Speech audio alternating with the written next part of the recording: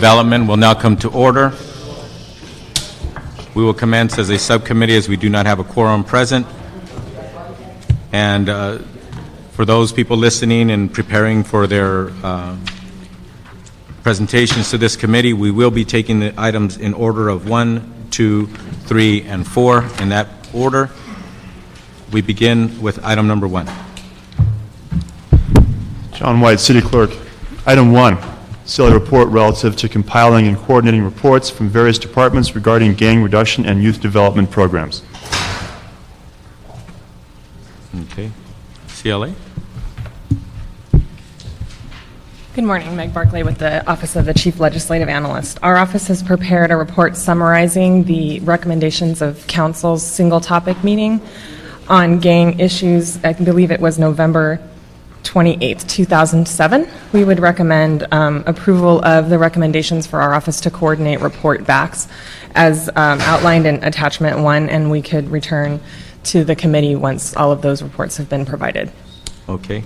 So what we'll do is adopt the recommendation of this committee is to adopt the CLA report and also require that the reports from the departments be presented to this committee within the next 30 to 60 days. Have the CLA let us know if any of the departments are notifying us that that timeline does not work for them, and so that we could have the appropriate timeline for this committee to hear the individual reports. So I expect that the departments within the next 30 to 60 days should be ready to give those reports to this committee, and if not, they need to notify the CLA's office so you can communicate it to this committee. Yes, sir. Okay. Thank you very much. There are no public comments delivered to the committee on item number 1. Is anybody here to speak on item number 1? Seeing and hearing none, public comment on item number 1 is now closed. By the way, for those of you who want to speak to this committee from the public, we don't have any cards on my desk yet. Oh, we have one. Okay. All right. So the cards you get from the back, you deliver them to my left, and we will call you up at that appropriate time. We now move to item number 2. Item 2, verbal status report from the Community Engagement Advisory Committee relative to next steps and update on future activities. Good morning. As usual, before you speak, please introduce yourself, and or if you are representing a certain organization, please mention that as well. But at minimum, we need to have your name for the record. Hi, I'm Michael Della Rocha from the City's Human Relations Commission. I'm just going to introduce the Community Engagement Advisory Committee. Just for public record, just wanted to be very clear that the purpose of the committee is to advise the chair of the ad hoc committee, as well as develop local, statewide, and federal policy proposals, as well as advise in the implementation. We've been meeting. Next week will be exactly 1 year since this committee has been convening together, made up of experts in the field of gang intervention, prevention, and local researchers. What you have in front of you, which we're going to talk about really quick, is just the next steps. For it's very clear, this committee has been meeting on a weekly basis. We're going to continue to meet on a weekly basis, and we have 2 retreats planned, all-day retreats for Saturday, the 5th of April, as well as the 19th. There's approximately around 30 people that are part of the committee. So I'm going to pass it over. There's 4 different items that we're going to be focusing in on in the next 30 to 90 days in particular. So, thank you. Good morning, Mr. Chairman. I'm Gregory. Can you pull the microphone a little closer to you? Thank you. Good morning, Mr. Chairman. I'm Gregory Thomas. I am here on behalf of Cushing Corporation, the agency that is recognized as the agency that does the gang intervention work in the Watts Housing Development Community, and also as a representative of the Watts Gang Task Force. And what I think is important in respect to where we are with the Community Engagement Advisory Committee is that we need to stay focused on the work. In the midst of everything that's going on, the political climate, how the work has been politicized and things of that nature, the bottom line is that there are organizations who have been empowered to do the work for the city, and our responsibility is to continue to stay focused on that work. And the two-pronged approach speaks to what that work is, and basically it is about saving lives and transforming those lives that we save. Excuse me, can you clarify which component we're talking about? Are you talking about prevention, suppression, intervention? What is the focus of The of what focus you're of the telling work is hardcore intervention. Okay, intervention specifically. Hardcore intervention specifically, yes. So with that said, I think that, there's examples every day that speaks to that. Examples right now where there's feuding going on between Grape Streets and East Coast in the Watts Housing Development area that we're constantly have to deal with to quell that particular violence. Folks have died, individuals who are known shot callers from Grape Street set has been killed, and of course we're working diligently behind the scenes to ensure that the retaliation stops from a hardcore perspective. There's feuding between Carver Park and Nickerson Garden bounty hunters right now. There was several shootings a couple of days ago where folks are just shooting under the freeway over into the housing development. No, what part of the city was this? I don't remember hearing this happen in Bel Air or Brentwood or what have you. Can you please tell us what part of the city you're talking about? You know what part of the city you're talking about. The people who live in that community know what part of the city you're talking about. But I want it for the record. I want people to be reminded where this is happening and who is living in fear in those communities. This is in the Watts community. Okay. The Watts housing development community, for all practical purposes. There's internal violence going on as we speak in that community where hardcore intervention workers are engaged in conversations with individuals who are pulling guns, who pulled a gun yesterday on someone that they thought that the only way they could resolve the situation with was by shooting and killing this guy. But the guy... I think you need to clarify. Again, I think you're moving a little too fast for the general public who may be listening to this hearing. Can you clarify what you mean by interventionists or talking to guys with guns? I don't want anybody to get the impression that the interventionists are in any way part of that violence. As a matter of fact, could you clarify for us what exactly they're talking to them about? Why do they engage with these individuals? Well, they're engaged because they're committed to saving lives. They're committed to ensuring that individuals resolve their gang-related motivated violence tendencies in a peaceful way. So they're putting forth conflict resolution, peace mediation strategies. So they're actually telling these people, asking them, telling with them, pleading with them, trying to reason with them to put the guns down. Absolutely. And to not retaliate. Absolutely. To stop the bloodshed. Absolutely. Has there ever been any success when interventionists actually engage with people who might be outraged or enraged and their friend is in a coffin and they think that they need to pick up a gun and go shoot somebody? Have these interventionists ever had any success with getting them to put the guns down when the person is in that state? Yes, sir. There's multiple levels of success. When we get to what we call level 10, level 10 is complete rage in the gang intervention work, where it's hard for folks to be able to, their willingness to listen. And so what interventionists do is they certainly let the situation quail down some, and then they engage in high-level conflict mediation conversations. And the success is when an individual look the interventionist in the eye and tell him straight up, I'm going to stand down, I'm going to accept the alternative way of dealing with this situation, and I'm willing to sit down with the individual that I believed that I prefer doing some violent harm with and working the situation out. This happens on multiple levels. It happened yesterday in the Nickerson Garden housing development by a hardcore intervention worker with a very volatile situation that obviously doesn't get reported, and in many cases doesn't speak to this cloud of accountability that we hear going on all over the city. But yes, those are some examples where there has been success on behalf of an intervention worker. Okay, and how long has this kind of intervention, hardcore level 10 activity been going on? Is this something new, like in the last year? Is it something that's been happening for the last 100 years? What's the relative time frame in which people have been engaging in this kind of intervention activity? For as long as the work has been implemented, instituted. This type of 10, 15, 10 years, 15, 20 years? On multiple levels, but I think as the climate has changed, let's be realistic, Mr. Chairman.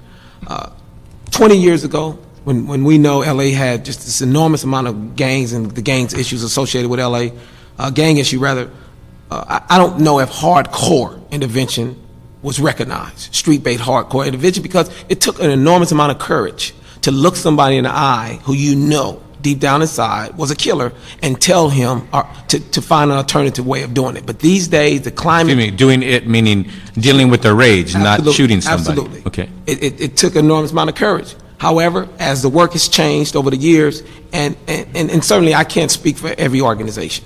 I mean, but I do know that the work is being done on multiple levels with different organizations, but I'm speaking from a level of expertise in terms of what we do on the ground in Watts.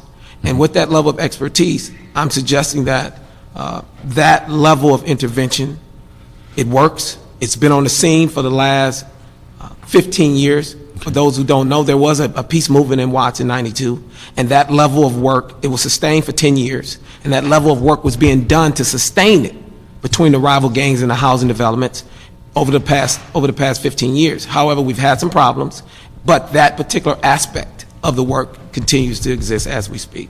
That's interesting you would say 1992 in Watts.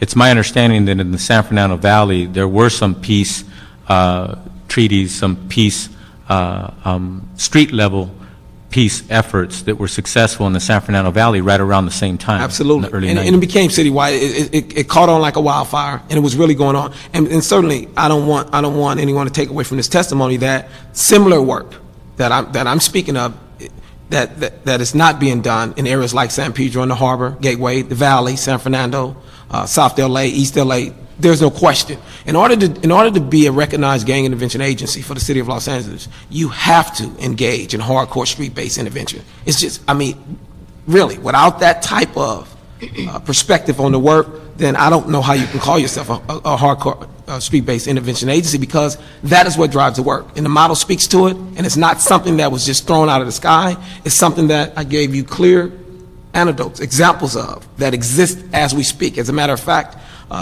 Well, wait a minute. Don't sell yourself short, because to me, especially as an engineer, an anecdote of information is something that is sparse, something that is rare. sure. But with all due respect, what you're describing happening in Watts with intervention work, hardcore intervention work, is in fact happening, has been happening for over a decade in the Valley and in other parts of the city.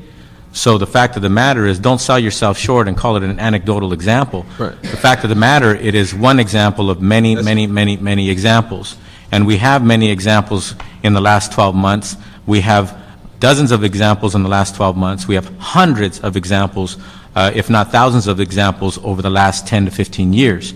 So, please don't sell yourself short. This work has become much more sophisticated than perhaps it was 15 years ago, when people found themselves being an interventionist on an ad hoc basis, and then realize that this is something they're going to dedicate their lives to. Are these interventionists, are they dedicated full-time to these kinds of activities, or is it the kind of thing that they, between 5 and 7 o'clock after they get home from work, they do this for a couple hours and they go home and have dinner with their family? No, it's 20. They don't call it 24 hours, sir. Certainly, we don't have the numbers that speaks to the 24-hour on call.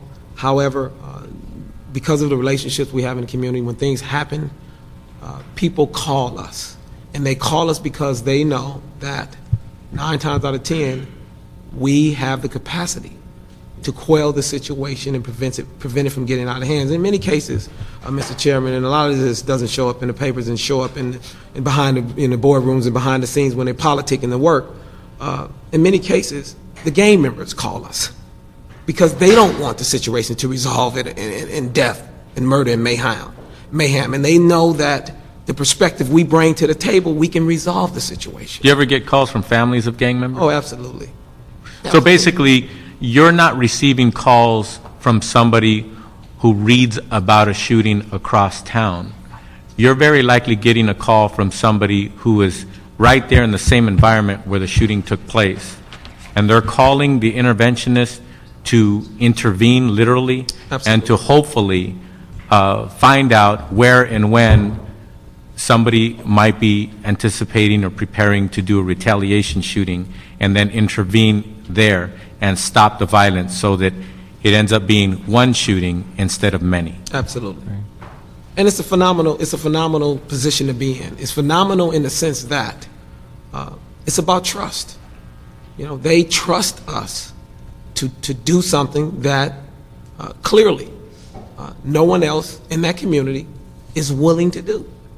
Plain and simple. I mean, we've heard the stories. We've heard them time and time again in communities, challenged communities where violence exists, where it's just out of control.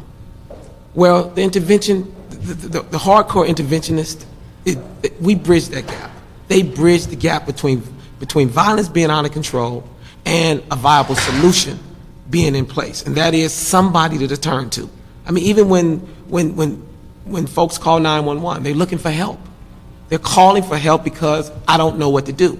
Well, similarly with the intervention work, folks call us because everything is out of control. They're out of people's hands, and they believe that the intervention worker is going to come in and deal with the situation in a way in which is going to reduce the level of violence from happening. Now, we need to move on to the other speakers, but I want to clarify something. So you're telling me that interventionists might get a call from a gang member who doesn't want to see the violence escalate, or a family member of a gang member, or somebody in the community where the initial violence has initiated and they don't want to see it escalate. Do interventionists ever get a call from anybody in the police department for the interventionist to do their job, which is separate and apart from what the police department is charged to do when there's a shooting? Do interventionists ever get a call from the police department to please come out in the community and try to help get the potential subsequent violence under control? Sure, absolutely, absolutely. It happens. At what level of officers may actually call? Is it just a street police officer? Is it a chief, a commander? And I think it varies, depends on the agency. Some agencies have a better relationship with law enforcement than others. There's a trust factor that's still on the table that has to be dealt with. However, I can honestly say that the relationship we have is on a higher up level with the brass, where we communicate strategically on the best ways in which to curtail the violence when it happens. And it's the kind of relationship where it affords the suppression component of the work to come on the scene when it's necessary. So do some commanders within the police department recognize the work that interventionists do and value it? Absolutely. Do captains? Absolutely. Sergeants? Absolutely. Line officers? There are some challenges with that. No, but at least Do some. they recognize it? Yes. Yes, as valuable. Yes. Okay.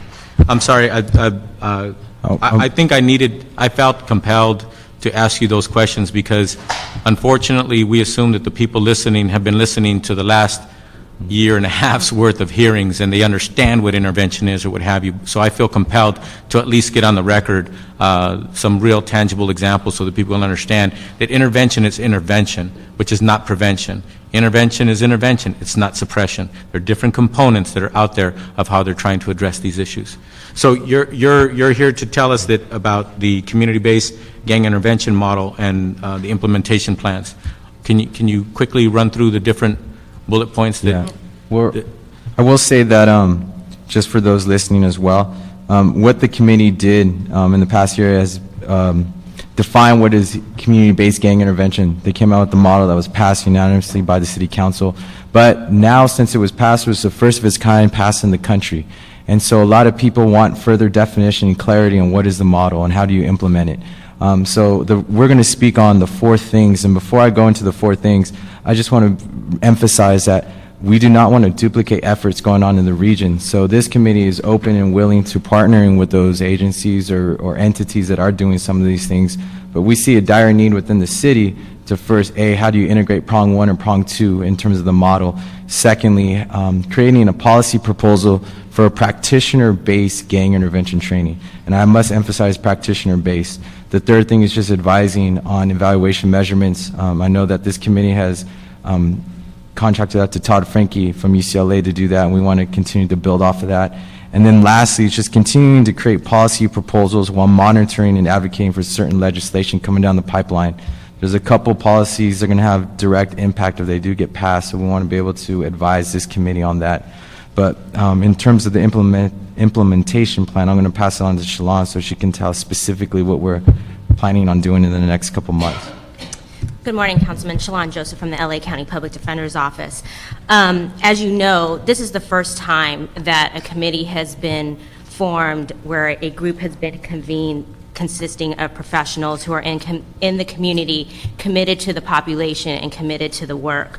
This is the first time ever, I believe, in the nation that a model has been developed by people who understand the population and are actually committed and doing the work within the community.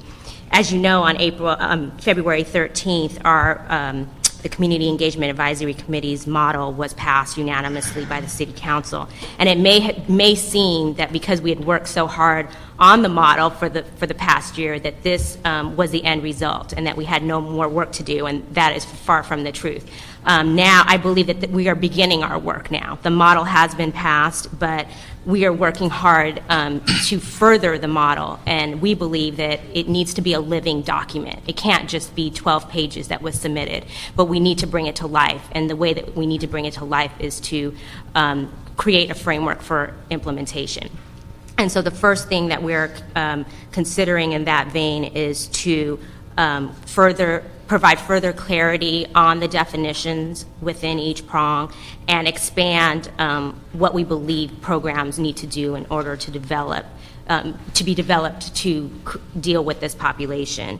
Our goal is it's not enough in our minds that we have a documentation that outlines an approach. We have to recognize the value of the two-prong approach, and we have to recognize the value and give credence to the professionals who are doing the work, who created the model. And that's our first goal that's our first step under the implementation is to come up with further clarity and expand the definitions within each prong to provide further clarity for implementation to work with the population. And Robert's going to talk about the second two bullets. Now what you just described, the implementation has to do with the bureaucracy within the city, understanding it and internalizing it, and then putting forth the elements of that document into future contracts, future interplay with the street level providers. Exactly. Right? Correct. Okay. Yes. Thank you, Councilman. My name is Robert Hernandez from Communities and Schools. I'm a social worker on staff and also Director of Performance Management. What did you have to do to call yourself a social worker? Did you just work with a lot of kids for a long time and all of a sudden people called you that, or did you go to school? I actually graduated from USC School of Social Work and have been working with youth for a number of years. Now, over at USC, they usually give bachelor's, master's, and doctorate degrees. Which degree did you get? Master's in Social Work. So what's that degree called? Master's in Social Work. I'm an engineer, so I never I never took those classes. Part of what Shalon was talking about is building our standards and protocols for this work and ensuring its effectiveness citywide, countywide. Earlier we heard a thorough description of gang intervention, hardcore gang intervention. And what's great about this model, it's a very comprehensive model that allows us as practitioners to interface with the violence, the gang violence on the streets. What we heard earlier was hardcore gang interventions deployed on the streets, interfacing with the violence, active gang members, gang-involved youth. That's what we're talking about. Once the trust and rapport is established, we could then, the key variable is the relationships that are established. We could then transition to prong 2, which is gang-responsive specific services for this population. Can you give one example of what one of those services might be? Yeah, it could be mental health services for this population, which there's a lack currently right now. I cannot provide services with a gang-involved youth unless they're in the juvenile justice system, which actually, from my perspective, starts the recycle of gang violence. And what we're trying to do is intervene and stop the gang violence and start the road to recovery for this individual so they can live a productive, healthy life and be an active participant in our communities. We also have job development, tattoo removal, everything, pointing to the road of recovery. So that's what's so comprehensive about this model, because currently, right now, nothing is engaging with the violence on the streets, gang-involved youth, and transforming that individual to the road to recovery and really affecting change in their lives. So that's what we're working on, that's what we're building, and that's what we're in the process of having the effectiveness citywide with those standards and protocols. Okay. Our last goal under this section, Councilman, is to advocate for a community oversight committee that has the authority to determine the effectiveness of citywide gang responsive services and initiatives. As I stated before, I am a Los Angeles County Public Defender, and I've done that for 12 years. And 6 of those years have been dedicated to juvenile justice defense practice. And I've been working with this population in gang-related issues for the past 10 years. And honestly, when I was asked to join this committee, I hesitated, because I have been at the table where this issue has been brought before community agencies in an effort to quell gang violence, and it's gone nowhere. In fact, I believe that historically, we've had a history of programs that don't work with our population, don't truly work with our population, don't believe in our population, and more importantly, don't believe in the recovery of our population. Excuse me.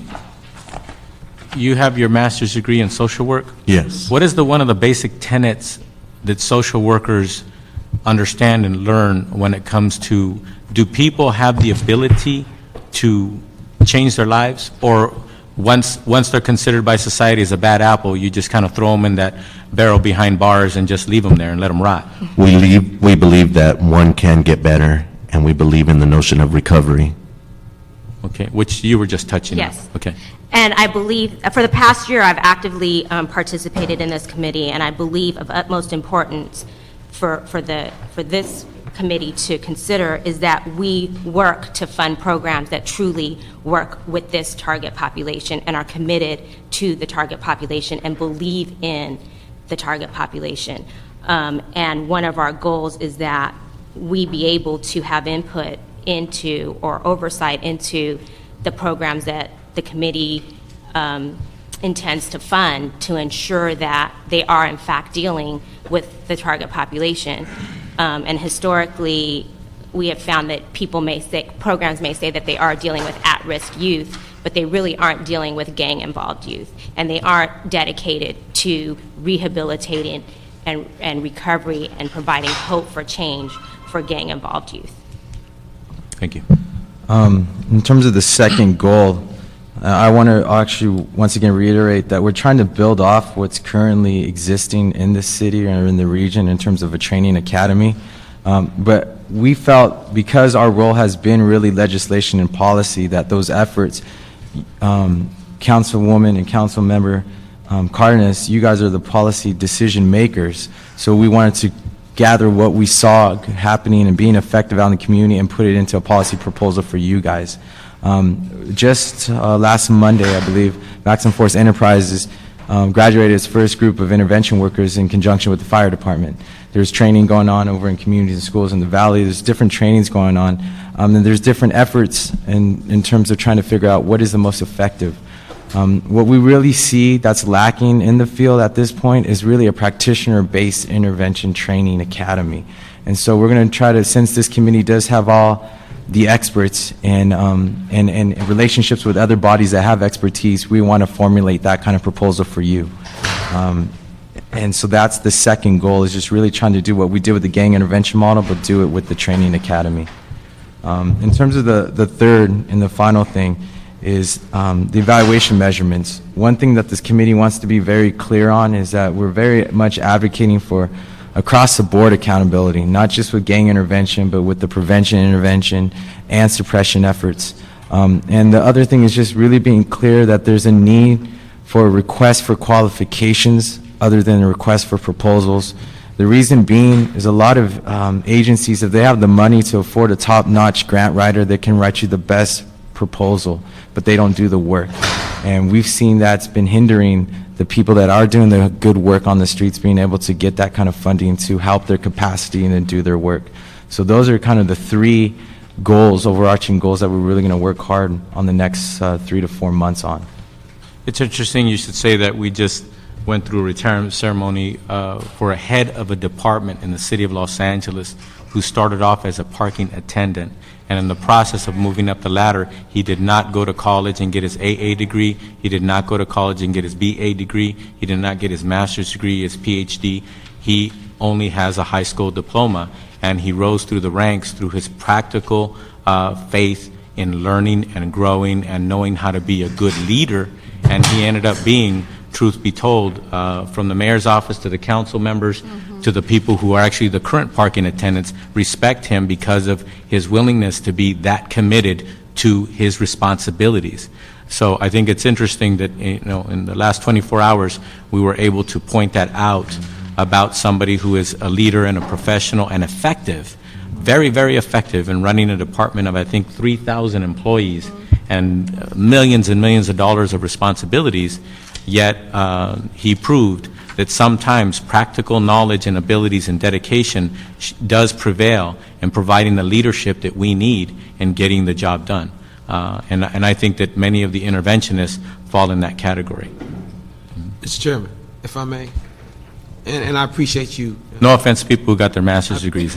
We need all kinds. I appreciate you not letting me belittle the importance of the work that I spoke on in the form of an anecdote, because you're absolutely right. We have individuals out there in the field that are just remarkable in what they do. I mean, absolutely mind-boggling in terms of their level of focus and analysis of very high-risk situations and the ability to get in there time after time and walk away from the situation, not a victim. It's unbelievable.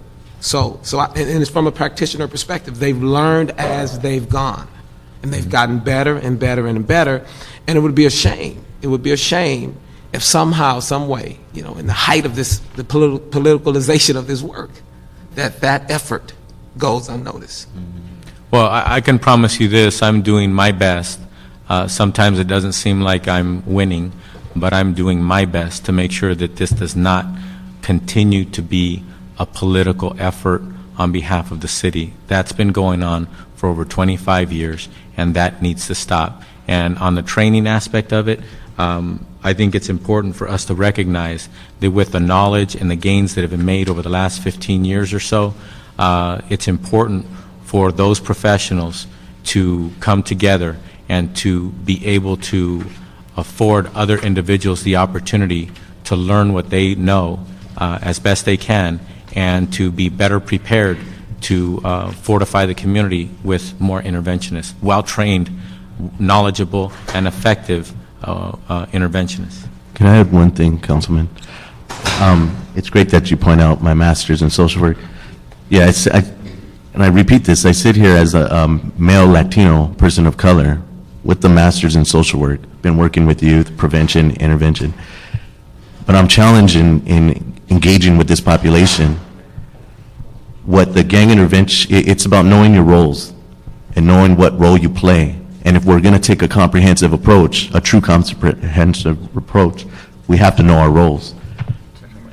The gang interventions bring an expertise that is unbelievable. They have the credibility of the streets. They're able to engage with the youth, an individual strapped with guns, and be able to build that rapport and trust. That's their role. They work well at it. We tag team. We build that relationship together as a practitioner, social worker, and we start to then bridge that gap so they can have access to these services that they've been denied and start that road to recovery. So it's just important that we don't lose that.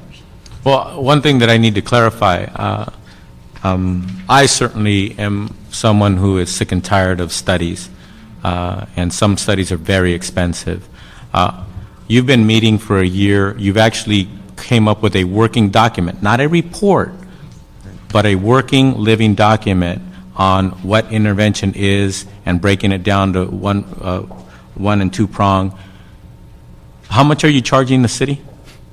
Nothing. Nothing. Nothing. Zero. And I do want to make it clear, though, like you said, Councilmember, we've been doing the very difficult work of the details, because I think it's really easy to throw big concepts out there that we can all agree upon, but it's harder to do the actual work. And to credit to this committee, you went to the actual practitioners, those people doing the work, and asked for their expertise. Historically, government has always told people this is how you should do it, and we flipped that model. And I just want to applaud everybody here for doing that, because this is the hard stuff. When people say, why did it take you so long? Because it's hard to figure out how do you implement stuff. And so I just want to say thank you to all the committee members, because we have came up with a real blueprint, like steps on how do you do intervention effectively. So, okay, so you've already been working for over a year. You didn't give us a bill. You gave us a whole list of things that you're charging yourself to work on, to report to this committee, and are we going to expect a bill from you? No, sir. No, sir. Okay, so all we're going to get from you is continued, detailed work, solution-oriented work, and you're not going to charge us any money? No. And I will just comment on that a lot of us, I mean, yes, it is hard work, and we do meet every Thursday, but this, I believe, on April 5th, and again on the 19th, we're having retreats. That's 4 Saturdays it will be during the year that we've dedicated entire weekend days to work on furthering this model and work on how it should be implemented correctly. And I think that it's the level of our commitment to what we believe needs to be done to effectively work with this population. Now, can you state for the record, please, what your titles are, once again, your name and title? Michael Della Rocha, Policy Advisor for the City's Human Relations Commission. Shalon Joseph, LA County Public Defender. Gregory Thomas, Chief Operating Officer, Cush Incorporated. Robert Hernandez, social worker and director of performance management, communities and schools. Okay, and there are approximately 30 people like you that have been convening as this working group. Correct. I think the bottom line is everybody at the table really believes in the integrity of the work, and like Gregory continues to emphasize, to make sure that the integrity of work and the dignity of the work can withstand all the stuff going on within the city and the county. And also other cities are looking, and regions and counties in the world are looking at LA, how do you solve the problem? So we really wanted to be able to say, here's the foundation to doing that. Yeah, I don't think the other cities around the world and throughout the country are going to gain anything from newspaper headlines. I think that they're looking for detailed work like the work that you've done so far, and I commend you for that. In addition to that, I'm going to push you to work overtime, and I'll pay you double what we're paying you already to work overtime, because in the next 30 and 60 and 90 days, we are going to be voting as a council on motions and items on the details of how our departments are going to implement this in the future, on how accountability is going to be involved at every level of everything that we do when it comes to intervention and prevention. And then also on top of that, that we have protocols, that we have a training system, that we have, that we are being honest with ourselves about what it takes to holistically solve this issue day by day, community by community, year after year into the future. And we're going to be depending on you, the street level practitioners, to keep us in check and making sure that when we go through those motions, when I don't mean like going through the motions, but actual document motions through the council, those items, that you are going to let us know what makes sense, what doesn't make sense, what looks like it should and will work, and what's needed and what is not needed and what will not work. You've done a great job so far, and we're depending on you to continue. And then hopefully, after the next 90 days, we will have looked back and realized that we've done more. We together have done more on this issue than the city has ever done before. Because in the subsequent 6 months, we're going to have to prove to the people of Los Angeles that we're ready and we're capable and responsible to deal with this issue and we have it in a perspective that we can actually look the people in the eye and say, we are accountable, we are effective, we are efficient, and now we need to start investing more into our communities, because with all due respect, the suppression model that we have in the city is the most funded, and then the prevention is secondary, and the intervention, which is critical, has almost no funding. But we have to get our house in order first before we can look into the future and say, now it's time to take it to the next level. Anybody else? I just simply want to thank you for the work you did. When we hosted this committee meeting in Boyle Heights in my district, we discussed your intervention model that you're proposing, and I think a lot of my constituents later told me that they're really happy to see the progress that you made, but specifically they mentioned to me that they were happy to see this was a grassroots effort from people in the field who've lived it, and they said that adds a lot of credibility and knowledge to make sure we're doing something that is going to be effective. The hard part is now. When I was on the school board, we passed a lot of great policies. We voted on a lot of great policies, but to actually implement it and infuse it in the everyday work we do, that's really the difficult part. I'm thinking right now particularly about a policy I passed on the school board to provide access to every child at LAUSD to college preparatory courses. Surprisingly, in this day and age, not all students have access to those courses should they want to go to college.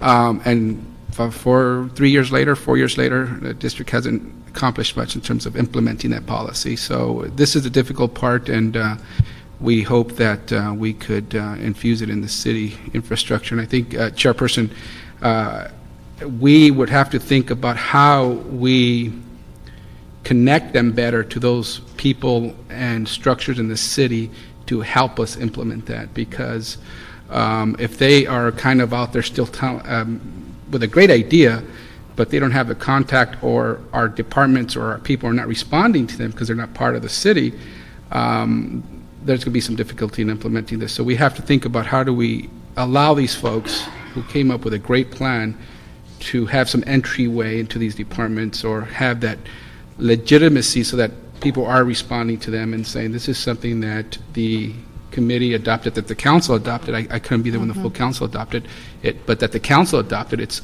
official city policy. Right. And please work with these folks to make it happen. And I think we have to kind of introduce them in that way and make sure that they have that connection. Yeah. There's going to be a lot of detailed motions connecting exactly what you just described in the next 30 and 60 and 90 days, and we will get it done. Yeah. Yeah, I just, again, really want to thank all of you for your amazing, priceless. That's why you don't charge. You can't put a price on it. Thank you. Thank you. That's right, we couldn't even begin. Exactly. Really, and it's been said, this incredible work from those of you who know. And there is a real credibility to the work that you've brought forth, and there's a real credibility to the document that you created, which has now become our official model, and the official language of the city of Los Angeles will be able to move forward and begin to fund and hold accountable this type of desperately needed work. And I know there's a lot of talk, and I believe it, that we need to get our house in order. But I just was at a press conference, which is why I was late this morning, standing there with the family of a 19-year-old who was shot and killed on his way to his cousin's house. And the mom, the grandma, the aunt, the cousin, he had a little 3-year-old daughter. And part of me, you've heard me give the speech before, I don't think we can wait. I don't think we can wait. I think we need to, I'm ready to look Angelinos in the face right now and ask for more money to fund prevention programs, intervention programs, after-school programs, job training programs, because we know that that works. We know that that's going to make a difference in the lives of people, and that we know that's going to end ultimately the kind of violence that we're seeing right now. And it's interesting that, and again, I believe we need to get our house in order, and I think that's right. I think we need to be accountable. But it's interesting because, you know, the suppression model, we've been, as you said, greatly funding. Taxpayers' dollars have been funding the suppression model for 25 years on this war on gangs. And there have been a number of places that has not been accountable. There's been a number of places that house was not in order. We have a consent decree because that house was not in order. So it's interesting that we're, putting all this emphasis on getting our house in order on this side of the war on gang violence, and yet the other side, we've pretty much funded again and again and again, and all of us stand there and say it's our number one priority. No matter what budget problem we have, we're going to make sure we fund that, and that's important. And our law enforcement is important, and they're about keeping the immediate peace, but you're about keeping the long-term peace.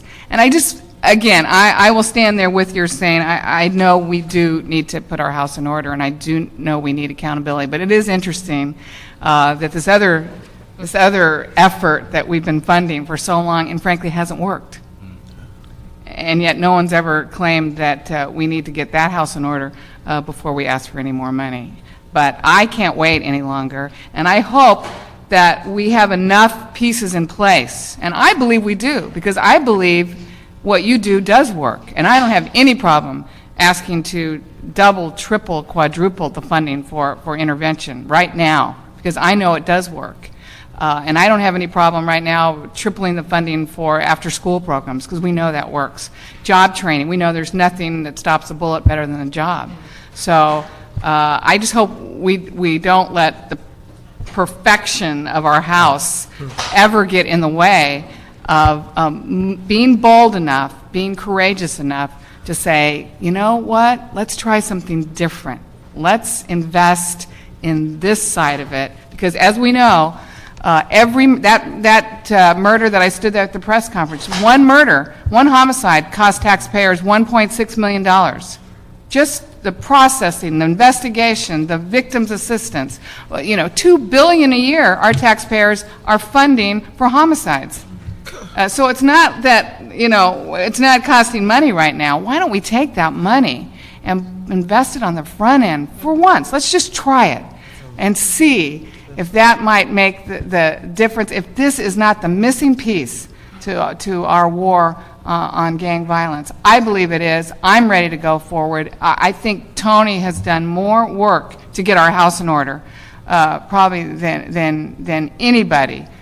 Really, on the city council. You have done the hard, deliberate, painstaking, sometimes too much for me, deliberate work to get where we are, and it's your work that I think has already put our house in order. So I hope we're not trying to achieve some unattainable perfection before we're willing to be bold enough to say, we know there are programs that work, and we know now how we can get different groups accountable because of the work you've done. So I think we're closer to there than people want to say. Absolutely. And my heart just wants to say, gee, we've done a lot of things when our house wasn't in order, and funded it over and over and over again. Exactly. I think we're closer on this side to having our house in order than a number of departments in the city of Los Angeles. I'm just going to say that. But the thing is, I agree with you, but I want to make it very, very clear.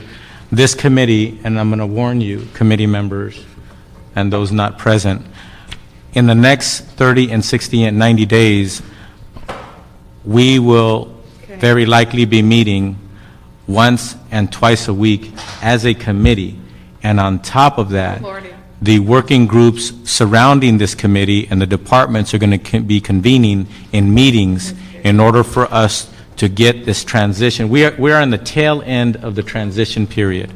And come July 1st, Janice, I look forward to turning to you and you will have seen it, but reminding you now you have everything you need to let the people of Los Angeles know that we are ready and proven ready to do right by their taxpayer dollars, reduce violence in the best way ever done in this country, and then we can embark on the next step of now finally fortifying more of the resources necessary to do a much better job than the city has ever done.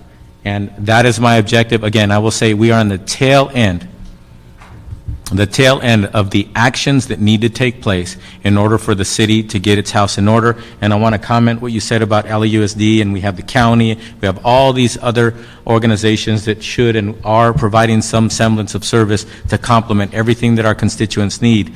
But the fact of the matter is, after July 1st, our work is not done, because we're going to start highlighting more of how we're going to create the systems of now interacting responsibly with all the other players. But I've said a million times, we need to get our house in order first, and we will lead by example. And we will lead by having the solution mechanisms ready for us to give to them, and they can duplicate them if they want. They can say, no, we don't want to do it that way, do another way. But the bottom line is the bridges will have to be made for all of us to work efficiently together. The county, the school district, the feds, the state, everybody involved. And without question, all of the not-for-profits that are working at every level and that are receiving their funding from every level of government. But first, our house is going to come to order and get in order in the next 30, 60, and 90 days. And I personally am dropping many things, personal and other responsibilities that I can afford to hopefully put off to make this issue a reality in getting in closing getting our house in order. And I must say this: I appreciate all the efforts that have been taken so far. I understand and feel the criticism that people make, saying that we've taken too long. But the fact of the matter is, the prize at the end of all of this work is going to be, come July 1st, we will have finished 95% of all the things that we need to do to get our house in order. Again, I say 95% because we're not going to wait for perfection. We're going to do all that we humanly can in the next 90 days, and we will get 95% of everything that needs to be done. Of good. Exactly. Right. Okay. Thank you. Ladies and gentlemen, thank you very much. You're a workaholic. Did anyone ever tell you that? Yeah, my wife reminds me all the time, so do my kids. You're unbelievable. Thank you for that report. Is anybody here to speak on item number 2? We do have a general public comment card by Mr. Carmona. Did you want to speak on this one? Yes. Okay. You're unbelievable. How you doing? Hi, Dennis. Yes. Hey, Joe. Mr. Carmona, please proceed. My name is Joe Carmona. I have been working for the LA Unified School District for 35 years, working on the gang violence for 45 years. And I just came to say in support of what the hard work that you just heard about right now, of the tremendous work that needed to be done in that area, and support that wholeheartedly. It's about time something like that happened, because when you lead into respectability and you get respect and you get trust after that. The thing that I want to caution you on, and I hope that you don't forget, is the great role that the LA Unified School District can play on this. And if you remember right, Mr. Huizar, that you made a motion for the Youth Lead program that's on place right now. And one of the hardest parts that I've had has been to implement that program. And it's been very difficult just to get across. I can tell you right now, without hesitating, that I have not met one school district person in LA Unified School District that has actually been dedicated to stopping and working with gang violence. It's been a very difficult road. I want you to understand that, and I hope that maybe one of these days that they will have the LA Unified School District will one day have somebody that you, the city, can go to and say, look, are you in charge of the gang violence? And then they can respond to you, because that is their motion to start. Right now, that is not happening. I just want to make sure that is understand that. Now, remember, the people that I've had that were gang intervention people that went into the schools that I was in charge of, my big battle was to the schools who wanted to take them over as supervision. And I said, no, they're much more than that. And it was a constant fight between myself and administrators at the school. To eventually, it led to me being demoted and taken out of some of the schools because of my stand that I made for this gang intervention people. So thank you so much. I think I went under the 2 minutes for the first time ever. I want to appreciate it. Mr. Weezer, do you have anything to say? Because I know you had a big part of this. Yeah, well, first, Joe, thank you for the work you did. I know you brought the idea to me when I was on the school board to make this happen, and the concept was that, our schools, those who are in school deal with our kids a lot more times. I mean, they're watching them a lot of hours, and that's probably the place where we've identified the most active gang members and hopefully bring them into a curriculum that you've established. We're missing a great opportunity at that time. Yeah, and I think it's a great thing. But you brought out a great idea, which is having a point person within LAUSD so that we could coordinate our efforts with those, so that we could pick up the phone and say, hey, this is what we have to do together. When I was on the board, we did that for homeless kids. There was actually a federal law that required us to do that, and the district hadn't been doing that. But we, through a motion that I created, we were able to establish a point person at LAUSD that if there ever is an issue with a homeless kid, that person will take care of it. And that has, the dividends of that have been tremendous. I mean, we've seen improvement in terms of coordinating homeless kids' needs with the school district, and I think the same thing needs to happen here. I'd like to reiterate that, you really are missing a great opportunity. Here we have the kids 6 to 7 hours a day, and there's no one reading there. What I've been able to see, we don't have anybody in there really concentrating on the gang kids, the gang inside the school every single day. And why? Because the schools do not trust and respect anybody, which they call outsiders, to come in and do it. And now with this effort, I think they can come in with that legitimacy, with that respect. So I really appreciate what you have all done. I wish I had been part of that putting it together, but obviously I wasn't, So thank you so much. Thank you for all your work that you have done. Janice, thank you so much. Okay. And thank you, Joe, for being a part of our Watts Gang Task Force every Monday. Okay. Thank you so much. Thank you very much. Okay, now, is there anybody else here for public comment on item number 2? Seeing and hearing none, public comment on item number 2 is now closed. We now move to item number 3. Item 3, Community Development Department. Members of the Community Engagement Advisory Committee and others to provide their perspectives on the City Controller's report relative to a comprehensive citywide anti-gang strategy. Okay. Welcome, thank you. Good morning. I'm Sharon Morris with the Community Development Department. I have Zeta Davis here with me. As you would expect, CDD has looked at the controller's report very, very carefully. You know what? Excuse me one second. CDD has been criticized quite a bit, and the thing that bothers me is that they've been criticized with a broad brush. And here you've brought us a report in response to this committee. A $19 million figure was outlined in the controller's report. By the way, it's not an audit, it's a report. And your department responded by breaking down that $19 million and reporting to this committee what that $19 million, or close to $19 million figure, which you'll point out, what it is currently being utilized for and what services are being provided to city constituents. And I just want to let the people know that every time this committee has asked your department to come forward with information, with a report, explaining what you're doing, you have been very responsive and you haven't been hiding. So I just want to make that very clear to everybody. Am I saying that your department's perfect? No, I'm not. And I haven't heard anybody from the department say that you are. But I just want to make it very clear that this committee does appreciate the cooperation that you've given this committee for the past few years, and today is no exception. Thank you. Thank you. Okay. The key points in the controller's report is having a single voice with the authority and responsibility to address the city's gang problem, increased accountability of programs to communities being served, and recognizable outcomes to determine program effectiveness. And we agree with all of those.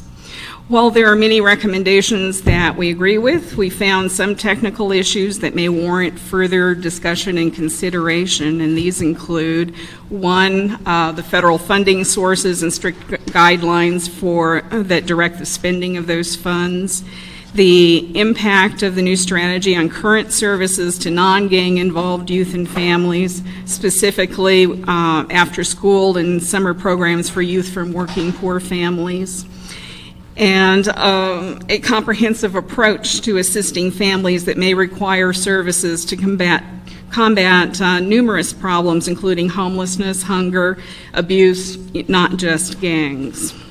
A stark example of the third point was seen in recent week when there were 3 shootings in Cypress Park. In each instance had a direct connection to our youth and family center in that area. Our youth and family centers are recognized by community members as being accessible to all. The first instance was the shooting of a 14-year-old boy on Friday, February 8th. The boy was riding a bike near his home when bullets rang out, and he died in his mother's arms. This youngster and his brothers were members of our after-school homework club at the Youth and Family Center. A few days later, a young man who had a history with the Cypress Park Youth and Family Center was killed in a police-involved shooting. His connection to the center was as a former student who later frequently visited the center for help in finding a job. Ironically, he had been at a community event at this center to raise money to bury the 14-year-old. The final irony is that his shooting occurred while he was attending a post-funeral gathering for this 37-year-old grandfather gunned down while holding his toddler grandchild. What is most important to note in these examples is that the scourge of gangs and gang violence is not a single cancer that can be cut from the community. There are any number of family members who need support and values that must be created. There must be a path to education, work opportunities, and training that are essential in attacking the plague of urban terrorism. CDD, with more than 30 years of experience in low and moderate income communities where there are children and families at great risk of falling over many of life's stumbling blocks, is prepared to implement programs in the way the mayor and city council determine is best for the residents of Los Angeles. And with that, I'll... Now, the $19 million that was pointed out in the controller's report, can you give us some examples of some of the programs that need clarification as to what would happen to those programs if we folded that money over into the mayor's office and then had them just put it into purely prevention and intervention programs? Yes. First, I want to note that the $19 million identified in the report was based on the 0607 consolidated plan, and due to reductions in the grants, it doesn't quite add up to $19 million for those same programs today. Wait a minute. What figure was the controller's report using then? They were basing it on the 0607, and what we have provided you with is the 0809 consolidated plan budget, because that's what's available at this time. Okay, but during the report, in all fairness, what information was available through the latter part of 07 and the beginning of 08? Was it the 0607 figures, or was it the 0708 figures? Both would have been available. Both at that were time. available. Yes. No. But they didn't use the 0708 figures. No. According to the report, they used the 0607. Okay, that's a question I'll ask the controller's office. 0708 figures. Now, the $19 million that were referred to in the controller's report to be redirected, the funds to be redirected, were details provided in that report, or was it a gross figure basically that was provided? They provided gross figures without detailing the specific programs. They used categories that are in the consolidated plan. So I need to clarify for everybody, this $19 million isn't money that would be new to the city. This $19 million identified in the report is actually money that the city was utilizing prior to 06-07, but in the 2006-2007 budget year, in the 2007-2008 budget year, et cetera. So this is not new money. That's correct. So to identify where the current $19 million is being utilized is something that is available to anybody who wanted to research that at the time that the report was being compiled? Yes. Okay. So to be more specific, the first category is the Neighborhood Action Plan programs. The Controller's report was looking at $8 million from those programs in 06-07. In 08-09, there's about $5.6 million available in that category. And the majority of that funding comes from the Community Services Block Grant, which is anti-poverty money and is very restricted in its use. It's specifically designed to bring families out of poverty, and the requirements of using the funding is to make sure that the people utilizing those funds meet the federal poverty guidelines. The second category that they looked at, they were looking for $6 million out of the specially targeted fund. There are about $6.8 million in that fund this year, for 08-09, and that includes the domestic violence programs, LA's Best, the day laborer programs, and a variety of other public services and CBDO programs that are primarily targeted towards youth. Now, wait a minute. You're telling us that in the $19 million, the current use of these funds go beyond intervention prevention programs directed at youth. You're saying that some of these programs are in fact child care programs? Child care programs, They're yes. Domestic violence programs? Yes. They're programs. I'm wondering if these are the same programs that the Advancement Project report was referring to as the wraparound services that communities need. Yes, they're exactly those programs. So this is kind of sort of robbing Peter to pay Paul, the way I see it. Basically saying, let's reduce services in various areas to these same communities, and then put it in a pot where, according to her report, so that the mayor's office could then decide to put the money into prevention and intervention programs geared toward youth. We're robbing Paula to pay Peter. Well, child care and domestic violence, that's mostly affecting women, and certainly child care is a critical component to women going to work, especially single mothers. Yes. So, and let me get something very clear. This report that you gave us isn't telling us as policymakers what to do or what not to do, what to cut or what not to cut. This report is just delineating the reference of that $19 million and what it is being used for today. That's correct? So you're not trying to say that poo-poo, the cup is half empty. Don't do this. I just want to make that very clear. Your report is not trying to say don't do this. Your report is just putting the mirror in front of our face and saying, policymakers, if you shift this, which is now corrected to 18.1 million or so, right? Not 19. That's correct. This $18 million or so is going to void other programs if you make this policy decision. That's right. Okay.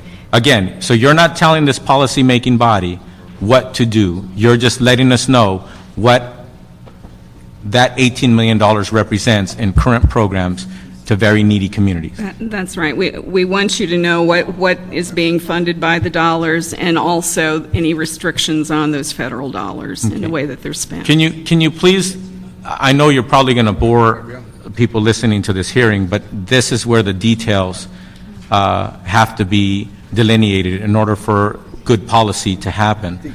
Can you give us an example of some of the restrictions on some of this funding that perhaps would make it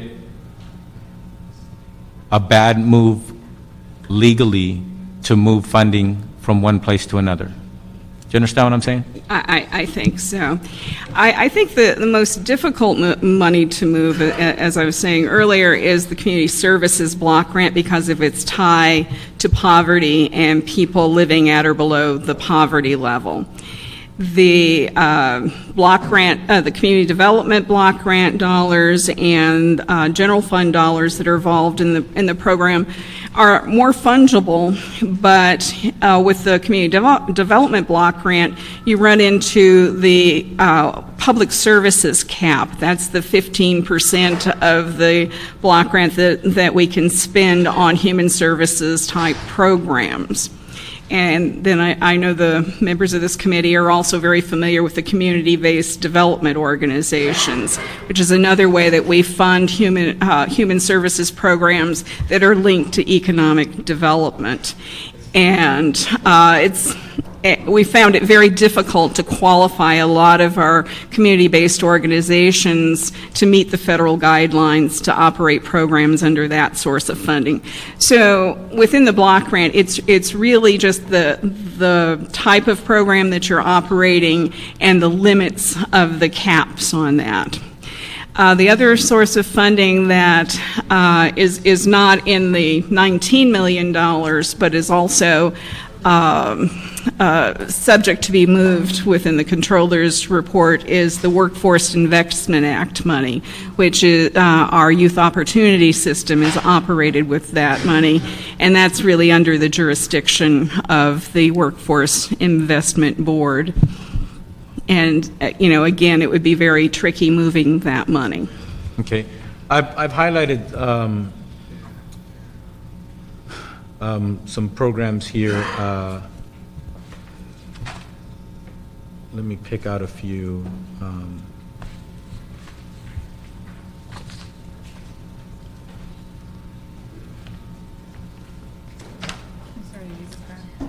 Yeah, can I have that one? I've got different highlights. For example, the domestic shelter operations. Yes. Now, these are operations that appear to be occurring in various parts of the city, correct? That's correct. Okay. And the addresses you have there are their administrative offices, not the shelters. Uh-huh. Okay. Now, is there anything in the Controller's report that speaks of the flip side of the coin, not just the $19 million or so money that should shift over to the mayor's office and away from these programs? Does the report in any way say why these programs are not a high enough priority so that they can be abandoned and then we can focus that money purely on intervention prevention? Well, the report acknowledges that many of the programs in these categories are worthwhile and well run, but that they're not connected to larger systems and aren't as focused as some of our other programs, such as the family development networks. So under the domestic violence shelter operations money, you have the African Community Resource Center. Yes. Does her report specifically talk about that particular program and why that program is less worthy than this other effort that we're trying to attack? No, domestic violence is not called out specifically at all. But the domestic violence programs are within that Especially scope of targeted. dollars that she identifies in her report. Yes. Okay.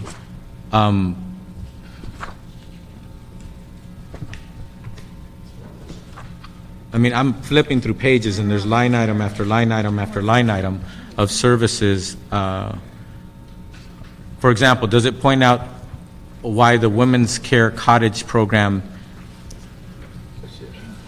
No, it doesn't call out any specific organizations. Okay. But if this action were taken on the 19 million, then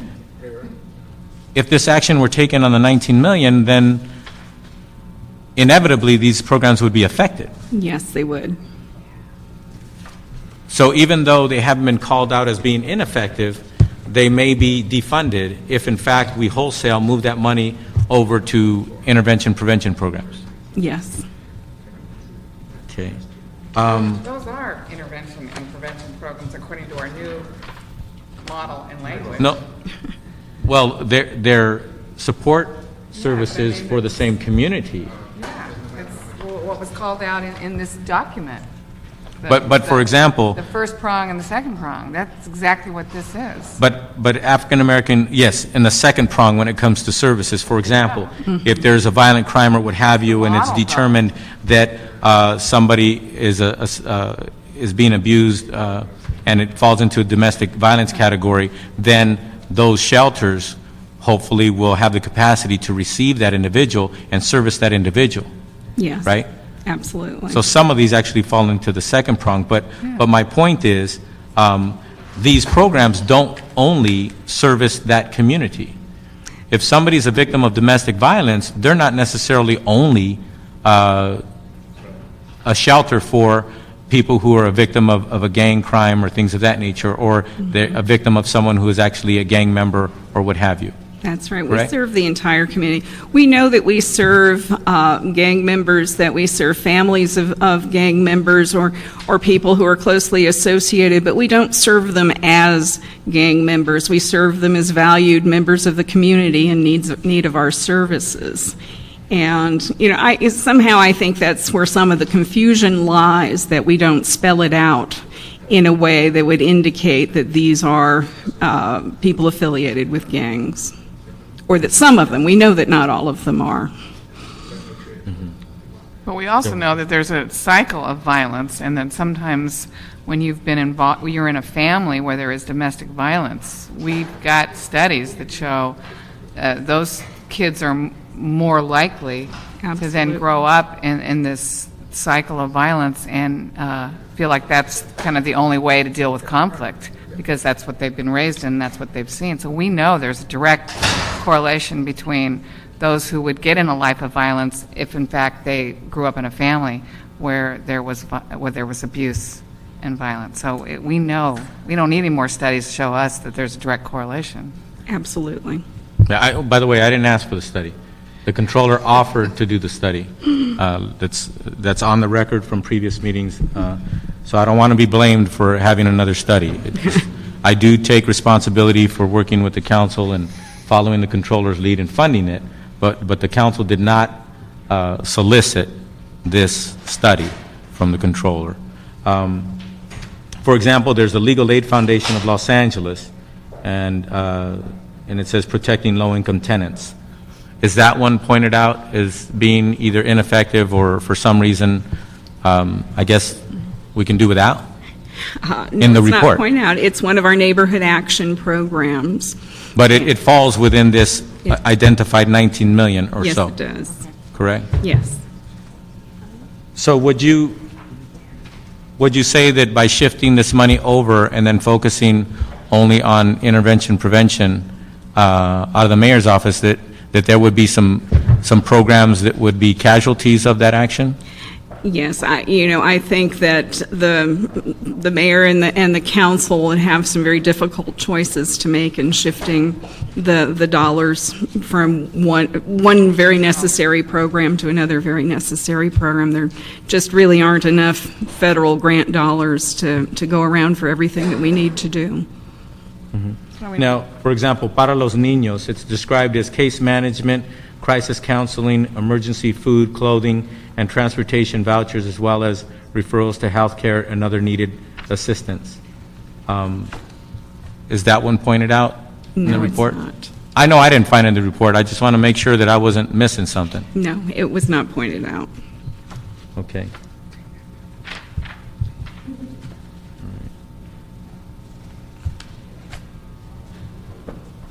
And again, child care, there are various child care programs, Yes. which these child care programs don't only serve perhaps people who are somehow at-risk youth families or families that have gang members or what have you, or some young woman who gets out of a gang and wants to go to work. It serves all the population. It does. It serves low-income families that need child care to go to work or to go to school and get the training that they need to go to work and take care of their families. Okay. All right. Anything else you'd like to add to your report? on the controller's report? I don't think so. Okay. Anything else? Okay. Thank you very much. Thank you. Thank you. I'd like some of the street-level providers to come forward to talk about what the report perhaps has or doesn't have in it. And those of you who come forward, if you were in fact interviewed or cooperated with the report or were contacted and part of the investigative or front-end portion of this report, can you please take a moment to either say so and/or point out where in the report that interaction was actually delineated in the report?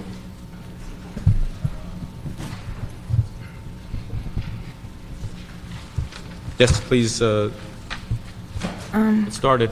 Good morning. My name is Kim McGill from the Youth Justice Coalition. You guys know us. And I want to really highlight all the people that worked on the Community Engagement Advisory Board, as well as all the young people here from the Youth Justice Coalition. If all the gang intervention workers, past and present, could just stand so that you know that while there's just a few of us here, there's many more involved in this effort. So, Sylvia, I know you did amazing work. Sylvia Beltran. Any of the interventionists who have been contributing to this here? Thank you. Thank you very much for coming and supporting the efforts today. Yes. So I wanted to speak to the urgency of what's happening in Los Angeles, and I apologize if it'll take a little bit of time, but I also want to highlight the number of young people we've lost in the streets over just the past month. Last night, we had a meeting at the YJC that was made up of some gang intervention organizations, but primarily young people who had suffered violence in the streets, families who had buried their children, parents who had buried their children, as well as parents whose young people were serving life and near-life sentences. And we had a couple of police commissioners there also. And unfortunately, at the very same time, the mayor and Police Chief Bratton had a press conference at the 77th Street Division where they announced that the federal government would be coming in as a major player in gang suppression in LA County, including ICE, DEA, and FBI. We feel like this is, again, not just us, the Youth Justice Coalition, but everybody that was at that meeting. And without wanting to speak for everyone that's a part of the Community Engagement Advisory Committee, I would say everybody there has talked about this for a year or two. Another huge failed strategy at building a war on gangs, which becomes a war on youth and communities. So I wanted to highlight first the cost of that war. I'm not going to read today from anything I've written, but instead from a statement made by a young woman who many of you have met, Maritza Galvez, who was at yesterday's meeting as part of this too. So first, I want everyone to just take a moment of silence and think about the people that you have lost, the funerals you've attended, and I'll highlight the young people, 37 youth who have died in just the past month in LA County. And know, too, that LA has suffered the highest homicide rates for the past 150 years in this nation, so we know this is nothing new. That includes Jimmy Tran, 18, from Rosemead, an unidentified young man from Willowbrook, Larry Craig, 23, from South Central Los Angeles, Kejuan Bullard, 23, from Watts, an unidentified young man from Bellflower, Richardson Curtis, 13, from South Central Los Angeles, an unidentified homeless man from Venice, 25-year-old. Ray Miller Jr., 24, from South Central Los Angeles. Giuliani Redding, 21, from Santa Monica. Jose Luis Garcia, 11, from Long Beach. Thomas Rodriguez, 18, from the Harbor area. An unidentified young man from South Central LA who died in the Florence area. Rodney Sandberg, 24, from Torrance. Diego Ray Garcia, 20, from South Central Los Angeles. Kevin Castillo, 20, from Pomona. Ricardo Rivera, 18, from South Central Los Angeles. Antoine Russell, 19, from South Central Los Angeles. Sergio Jose Rojas, 21, from East Los Angeles. Freddy Carranza, 26, from Hyde Park. Fernando Guerrera, 17, from Southgate. Transito Hernandez, 27, from South Central Los Angeles. Central Lindsay, 28, from Compton. Alfredo Avila, 20, from Huntington Park. Tiffany Woods, from Compton. Jairo Reyes, 18, from South Central Los Angeles. Michael Fabian, 16, from South Central Los Angeles. Ari Caballero, 19, from Lenox. Rosendo Manrique, from Culver City. Jorge Casillas, 28, from Boyle Heights. Anthony Esquiel Escobar, 13, from Echo Park. Ryan Daniel Gonzalez, 26, from Hollywood. Luis Farfan, 27, from South Central Los Angeles. Bobby Ray Johnson, 26, from South Central Los Angeles. Lawrence Smith, 24, from North Hollywood. Antoine Cole, 19, from South Central Los Angeles. Juan Coco Llanos, from South Central Los Angeles. Jameel Shaw, 17, from South Central Los Angeles. And a 6-year-old unidentified, who still is in critical condition in the Harbor Gateway area. Now, The murder rate... Please remember, we're talking about the controller's report on this Right. item. The If you reason wanna we talk started- if you want to talk generically about the issue of gang violence or what have you, we can do that in general comment. So please focus on the report. The reason we started with this is that we feel that the report is part of a strategy which has gone on too long to argue downtown about the issue rather than solving the issue in the communities. We also want to highlight that the violence rate, the homicide rate, is up 30% from the same period last year. And so this is a statement from young people, and particularly as one young person, but all the young people that met last night, specifically to the Comptroller's report. For the family of each person that's murdered, their world is turned upside down. But for politicians, it seems like they think it's just another gangster that deserved it. While they fight about who will get the credit for the best gang reduction plan, our concrete is stained with blood that no one except us seems to notice. What they do see is our flaws, and this speaks specifically to the Comptroller's report, as well as the ongoing investigation that we feel is been really, really minute of gang intervention work. They walk into our communities and judge us, cast us away because of our test scores and dropout rates. They blame us for the violence, point their fingers, and hold us and our parents accountable for everything from trash to drugs, and then walk away as if their work done here is done. We don't remember a study that looked at the facts that LA is #1 in poverty, #1 in the gap between rich and poor, #1 in homelessness for youth and families, #1 in school overcrowding, #1 in the import and export of meth, cocaine, marijuana, heroin, and ecstasy, #1 in pornography and distribution, #1 in incarceration, #1 in police brutality, #1 in the creation and export worldwide of gangs, and until recently, #1 in the production and distribution of handguns. By blaming communities, LA City won't get anywhere. Or maybe they do it to hide the fact that most of these problems are caused by government ineffectiveness. So the mayor and the controller and other city and county officials can keep gangbanging downtown. You can keep spending hundreds of thousands of dollars to study violence, and we will keep dying. We know the solutions, and we feel like these solutions are not a part of the Comptroller's report. The youth families of Los Angeles have been shouting the solutions for 40 years. It's sad to realize that we are at a point where a 15-year-old realizes what communities need, but the 40-year-old elected officials in office don't. First, we want to ask everyone in the streets to stop banging and start uniting. White fight for corners we don't even own. We need to unite and organize for justice. Second, we want the city and simultaneously the county to put 500 gang intervention workers on the streets by July. There are 40,000 alleged gang members in LA City, as many as 150,000 in LA County, but only 61 gang intervention workers. These workers talk people out of retaliations, take guns out of the hands of shooters, and build truces and ceasefires between neighborhoods. If you want to save lives, they are the people who do it every day. Third, we want you to flood every neighborhood with jobs, starting with a job for everyone on the gang database, and stop discriminating against people with records because you give people no option to eat in order to eat, but to work the streets. Fourth, we want to open youth centers 7 days a week from 3 p.m. to 11 p.m., which would not mean cutting from the $19 million that is currently funded, but quadrupling or massively increasing that money. And that these centers should exist from 3 p.m. to 11 p.m., open 7 days a week in every community. LA is last of any major U.S. city in supporting youth development, but we're #1, like we said earlier, in locking youth up and kicking youth out of school. In the neighborhoods we grow up, thinking that we're no one. Excuse me. We get the picture. You can submit that letter for the record. Please.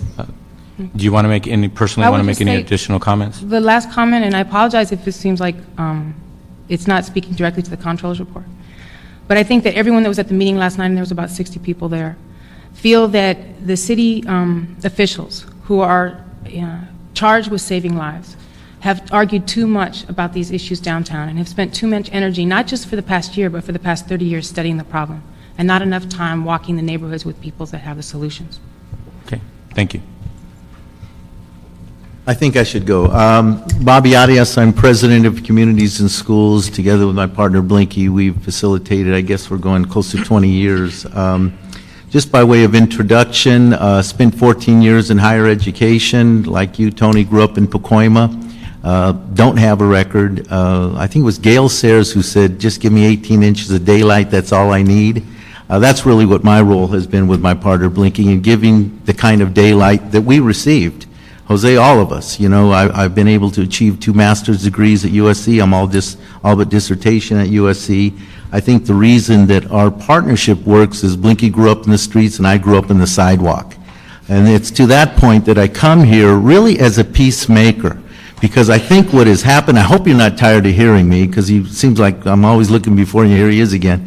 But it's nice, first of all, to be able to talk without a soundbite, and to be able to get to the gist of what it is as a 6th-generation Angelino we're dealing with. As it relates to Laura Chick, I'll tell you what the tragedy is, ladies and gentlemen here, is that for whatever reason we're losing sight on really the face of this. And the face of this is our children. And it's sad when we're attending meetings and people, practitioners, and we've talked about this, are feeling that they have to choose sides. This should not be about choosing sides. And Tony, you have been a champion. I've told you that personally, and I'm going to say it publicly, 11 years of embracing these forgotten people. So I want to speak to the point, because the tragedy in this is I've known Laura, I guess we've known her about 20 years. We share the same graduate degree. We both have master's degrees in social work from USC. And as you stated earlier, it's not just about embracing the notion of recovery, that people can get better, but it's also embracing the notion of personal, accountable, and coordinated efforts. It's also about embracing the notion of client-centered service. And we're losing that because we're forgetting about the face that my colleague talked about, of the countless human resource that we're losing as a city. Now, I thought Laura was going to be here. And if she's listening, I'd say, Laura, I need some help in understanding your document. And here are the questions that I have. First of all, we are not, the two-prong approach value is that it's forced us, and Janice, I want to speak to you this because we've had these kind of discussions, it's forced us to look, we're not talking about at-risk youth. I think you eloquently stated when we had the 13-0 vote, we need intervention programs for at-risk youth. But the two-prong approach says, here are the non-negotiables. If you're going to service gang-affiliated, gang-involved youth, not at-risk youth, these are the things your agency needs to be doing. If you're not, get in another line. I'm quoting you. Which is prevention. Right, and it's not to me a pejorative, it's just the what is. What we're trying to do is, it would be a mistake to take resources from another program that's needed and put it here. Then we're just fighting with each other. But the truth is, so that you know how it manifests itself at the local level, is that our kids, the ones we service, gang-involved, gang-affiliated youth, are not welcome anywhere. They're not welcome at the parks, and God knows, you know it, Tony, we do 50 events a year at parks, trying to get that involved. They're not welcome in the Boys and Girls Club. One of my best friends is the president of the Pacoima Boys and Girls Club. We've had these discussions. They're not welcome. They don't qualify for Jeopardy. So then where do they go? I'll tell you the other thing that's been positive about the two-prong, and I want to commend my colleagues from CDD, because last week, and this is how it manifests itself, the discussion, we had all 27 Bridges One programs come together and talk about two-prong, talk about what's going to happen to Bridges. And I think what I saw there was that people are committed to kids, but there wasn't a consensus about what kids were committed to. And they asked me, well, what are the kind of things that you're hearing? And I said, here are the things that I'm hearing, both B1 and B2, that the efforts are uneven and that there's creaming going on. And when you look at the criteria that is being established, it's irrelevant to that kind of kid. I'm talking about the 98,000 kids out of school, out of work, 14 to 24. What are we going to do programmatically to deal with that population? We need to continue schools. Beyond the Bell is important, but the truth of the matter is the after-school programs that are established at school districts, and I work with them every day, I'm on the advisory committee and all that, they're not made for this kid. And I'll say, the community will say, Bobby, I've heard you talk before, but differentiate. Tell me how that manifests itself. Now, one of my best friends runs LA's Best. I said, very simply, we get the call from LA's Best saying, come and get this kid. He's ruining it for everyone else. We have to establish programs for that kid, not at the expense of LA's Best, but really to be value added. Now, you're here representing communities and schools, Right. correct? Did you interact at all with the people who were creating this, the controller's report? So much so that it's become part of our spirit. Hold on a second. Did they spend time with you? Was it 2 minutes, 20 minutes? How long were they, did they? Days, weeks, and months. No, 2 days. What are you talking about? No, the controller's Thank you. report. Okay, because I was going to get to that. Now, remember, folks, we're on the controller's report. I got it. Okay, here was the disappointment that I tried to talk in the 2 minutes that we had before the city 2 weeks council. ago when we heard the controller's report in this. It was very discouraging. It was discouraging because the impression that we had was nothing is working in LA. And Wendy Gruhl's a great friend. I have an enormous amount of respect, but my heart felt encumbered when she felt compelled to say that for 10 years our programs have failed. And I don't blame her to come to that realization, because as I read the report, we met for 2 days with the authors of this report, not 2 hours, not a conference call, 2 days. They came and saw all of our efforts. We gave them 3 inches of accountability, from 2650, when we evaluated the peace agreement, to the UCLA $100,000 evaluation, to a human resource manual, to our conduct code, to yellow tape protocol. None of it was in there. None of it. You opened up your doors to them. You answered all their questions. You encouraged them to understand what you do as an intervention program. And how much of that made it into the report? Nothing. Not one thing. And the interesting thing about it was when they left, and I'm just coming clean, I mean, what they said, well, now we know why they said that we should come out and see you first, and you run a tight ship. And then we were told the day of the briefing that, you were going to be in the report. We couldn't find it. We didn't see it in the 30-page. We didn't see it in the 157-page. And the only reason, it's not about self-aggrandizement. It's really about, let's be fair here. Did you see any example of an intervention program in the controller's report? Not one. So the only reference to intervention programs that you were able to interpret from this report was the broad brush statements of that things aren't working? That's right. Even though they spent 2 days with you? That's right. And they saw our academy as well. It wasn't only just the philosophical meet with the staff. Come and see what we do. And I just want to... They saw some actual hands-on work being done by your program? Absolutely. And again, another social work principle, deal with the cause rather than the symptom. So we said, we need another day. Come and see our academy. Again, I want to commend CDD because they allowed us to negotiate with them. It isn't enough just that we do safe passages. We got to occupy the time of the kids that are creating the havoc. So we have them in academies. DJ Boxing Academy, they came and saw it, and they were impressed. Nothing. So they actually saw that activity going on with communities and schools, an intervention program, and that was not mentioned in the report after 2 days of meeting with your program. And not only the practitioners, but the kids themselves and their parents. Is there anything else you'd like to comment? Yeah, the only... Let me ask you a question. Yes. Have you read the 156-page report? Yes. No. Okay. Thank you. And Anything else you'd like to unless add? I'm mistaken, I don't see not even a footnote, which would be insulting too, but Okay. but again. The other thing, the only last thing, Tony, because I have many things, but at the debriefing, Laura Chick, it was the same day as the 13-0 vote. I said, Laura, I've known you a long time. Let me understand this. The purpose of this report is what now? I mean, what's the ambition here? The ambition is that we could do something now. And I said, great, so what I hear you saying then is that we can ameliorate this, right? Because there are things happening, I pointed out, simultaneously, like the two-prong approach. You're describing a conversation you had with Laura Chick? At the debriefing in front of the whole people there, the day before the news conference. And I said, if it is established to do something now, There are things happening within our great city simultaneously that need to be incorporated. Is this a living document? Yes, it is. Well, good, because we have to then implement two-prong into the definition. Because if you read the two-prong, help me, but I don't, this definition is really lacking. Now, is there any, as someone who's a practitioner on the streets with intervention programs and someone who has read this report, someone who was part of a 2-day interview to contribute to this report, did you find anything in the report that Yes. you can speak? Yeah, go ahead.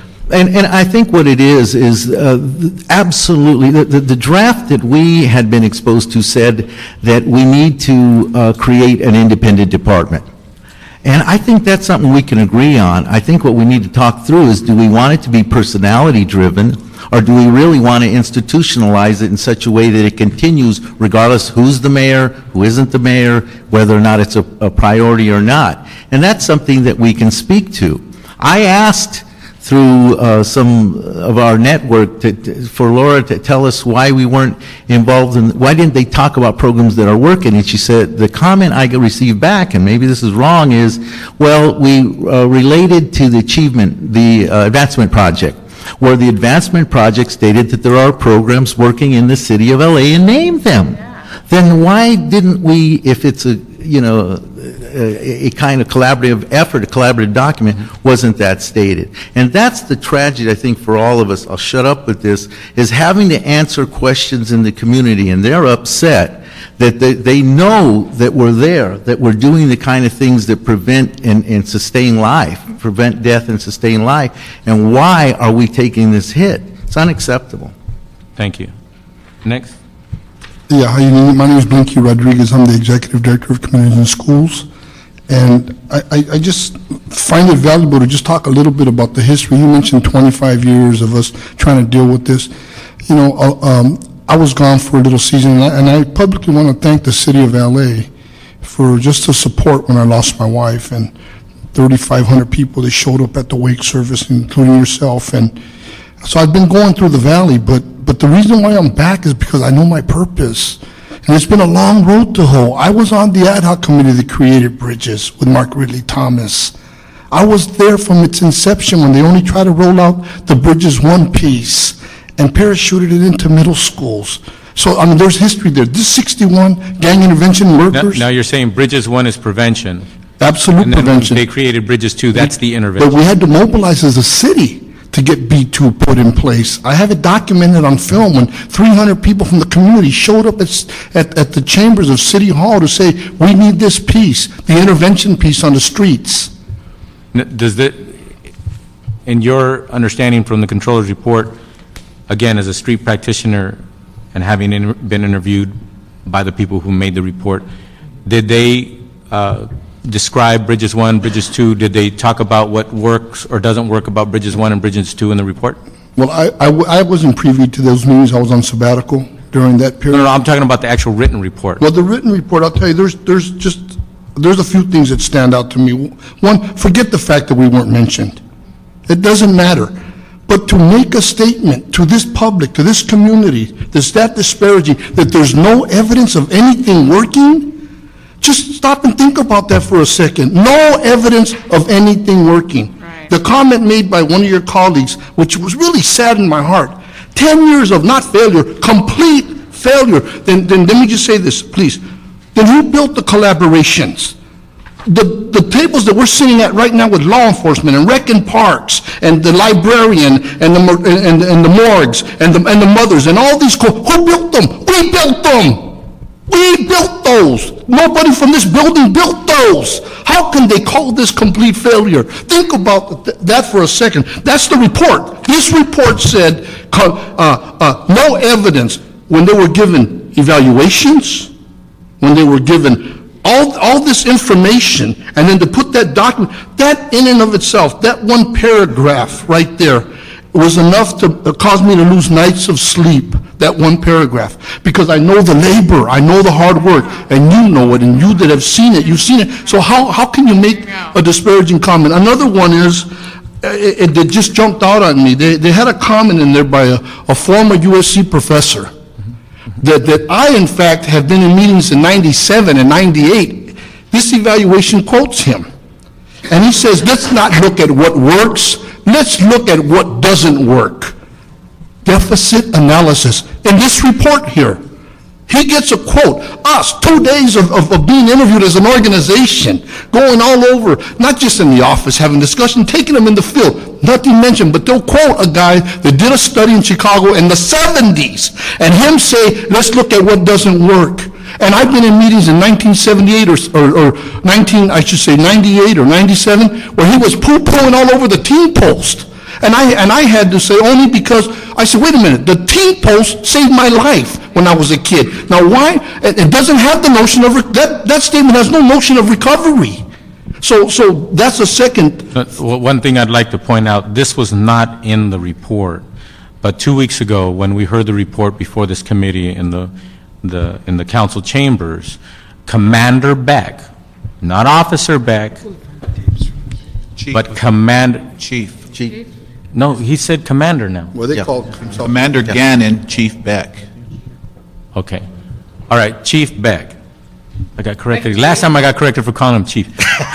But anyway, a high-level officer who's now in charge of that department within the police department stated before the committee on the subject matter of this report that intervention activities are in fact engaged in communities today, and that he has personally worked with intervention programs that are actually a key component to reducing the violence on the streets. As a matter of fact, he was the first one that I heard say that the police department is there to keep the temporary peace, and that the interventionists are key to making long-term peace. And that's the maintenance. So I just want to point out to you that he contradicted any statement in the report saying that nothing is working. And he was talking about, literally, talking about intervention, interaction going on within days of him coming before the committee and commenting on the report. Okay. And let me just also bring to your attention, Councilman, that 8 years ago, then Deputy Chief Ron Bergman of the Los Angeles Police Department, along with Commander Val Panacea, implemented, along with myself and my partner, what is now known as the San Fernando Valley Coalition on Gangs, won a national recognition for the effort, a national recognition. And now Mike Moore, Now, wait a minute, you got national recognition for the coalition effort. Hold on. Did you get national recognition for writing something on paper, or did you get national recognition for the work being done on the streets? For the implementation of work, for the ability to coordinate dialogue. So you were recognized for actual work being done, not for writing some paper. Absolutely. You understand what I'm saying? I totally understand. I just want to clarify that. But I just want to make this city understand that this effort has been being built for a long time on the back and the pain of the people and the constituency of this city. Now, so that people don't get the impression that you're only here to speak of the intervention that communities and schools does, are you talking to the intervention work that's being done by various individuals and groups around the city? All over the city, people have been building collaborations. You need to understand, even within the context of Bridges, Bridges has been, I don't want to use the word stepchild because I don't like that one, from its inception. You look at history. 8 months into that program, then Controller Rick Tuttle was commissioned by then the Mayor Richard Reardon to do an evaluation on an 18-month-old program that the city council themselves then put the evaluation piece into. And we had to rally as a community to preserve that program. This program has always been above the radar screen. When it has to do with gangs, think about what we're saying, 61 gang intervention. It's taken 10 years to build it to 61. It's not always been 61. 3.5 million to deal with the violence. You want to talk about courage? I understand firemen have courage. No, you're right. LAPD officers have courage. Gang intervention with no bulletproof vest, no gun, no badge, no nothing. Right. Walking into the fire and you can talk to Mike Moore in the Valley, you can talk to Chief Beck, and they will tell you that we respond. So please don't say No evidence of anything working. Now, Now, you when know, you're saying no evidence of anything working, are you referring to her report? absolutely. I've seen a lot of things in the report, but if anything really saddened me was that comment there. The whoever did the report didn't capture the spirit of what is going on in our community. Earlier in the report, they talk about collaborations with LAUSD. They talk about everybody. Well, you know how hard that is with the revolving door syndrome of educators and law enforcement people? The maintenance that we as community gang intervention workers, specialists, have had to continue to massage, cajole, persuade, convince, stay at that table of frustration to keep the bridges alive. That's just that maintenance piece, let alone maintenance on the street program. Your father was a gardener, and I'm sure he did a great job as a gardener, but if he didn't show up to one of his clients' house for 2 months, I guarantee you that house would look pretty messed up. And people don't have no appreciation for the maintenance it takes to sustain the effort on a street level. Forget the danger. And, so these are real issues. I believe that Bill Bratton... Let me clarify. Are you referring to the report as far as it not delineating or covering in the report, in the written document, about some of the programs that are in fact working? Absolutely. They were given best practices, quality assurances. See, the notion with the broad brush that there's no organization or no accountability is ridiculous. Now the thing is, so you take exception with the word no, as in no accountability, as in no coordination, as in no effectiveness out there, right? Is that what you're saying? Absolutely. Now, follow me. So, are you saying, because I don't want people to get the impression that this is as black and white as perhaps some people would like to paint the scenario, are you saying, would you agree that we need improvement, we need to continue to work on making the intervention that goes on this city better? I agree that at every level we can improve. Absolutely, but There's I just want nobody in denial to about clarify that. that because you've been talking a lot about the black and white of this report saying nothing's working. But it can become public opinion when people of influence make those kind of comments. I don't see no news cameras I was here gonna say, today. the Daily News here, Yeah, can I you don't- hold your hand up? Is there anybody from a radio station? Hold on, time out. I'm If I recognize faces, I think somebody from the LA Times and the Daily News is in the room. Good. Right. But the thing is, Blinky, can you please close so we can go on to the next Absolutely. speaker? Let me just say this. I believe that we've come a long way as a city. We as intervention organizations have approached high school principals. There's many. We just responded to an incident at a local Valley High School. There's been broaches that have already happened. The foundation's in place. The language of the two-pronged approach, that definition really delineates clearly who's going to deal with this population.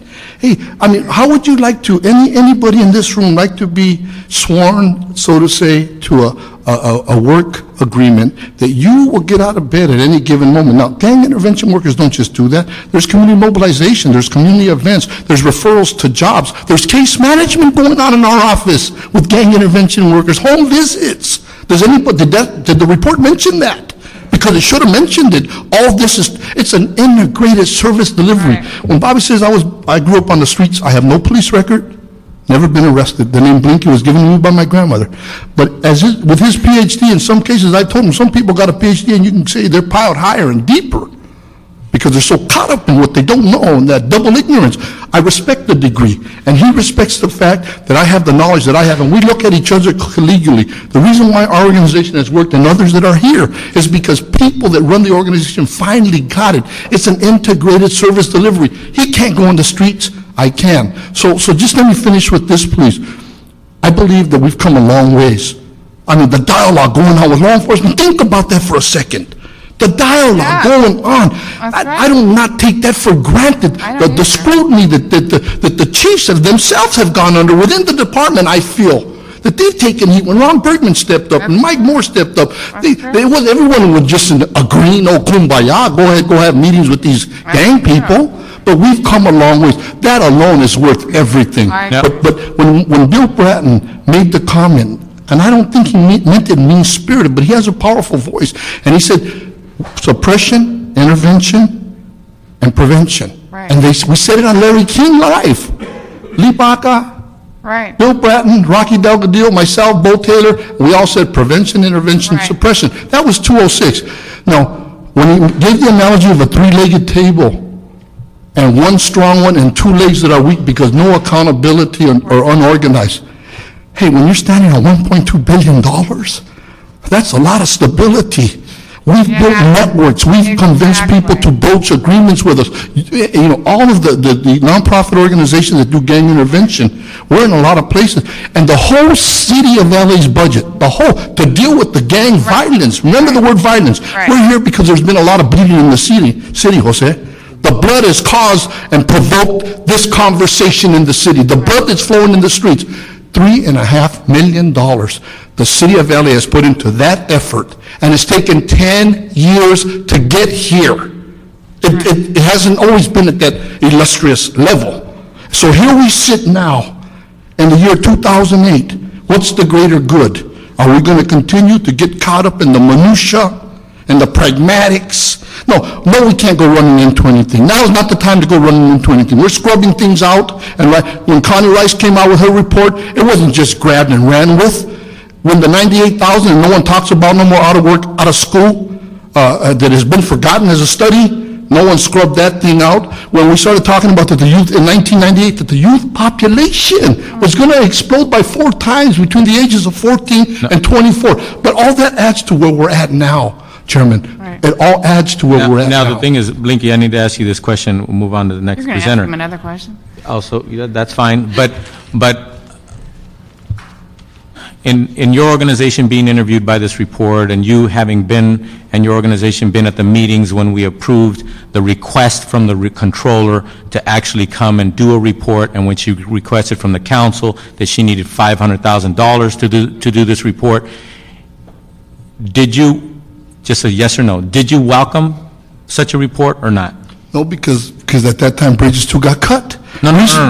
I'm saying in the spirit of people contributing to solution-oriented reports, did you welcome the report at that time, at the beginning? Absolutely. Anything that's going to bring attention to the issue. Exactly. Thank you. And that was the intent of the council when we said yes to $500,000 when she requested it. Now, but at the same time, are you as an organization, Communities in Schools, were you looking forward to, and do you look forward to more accountability, more structure, and do you welcome more accountability?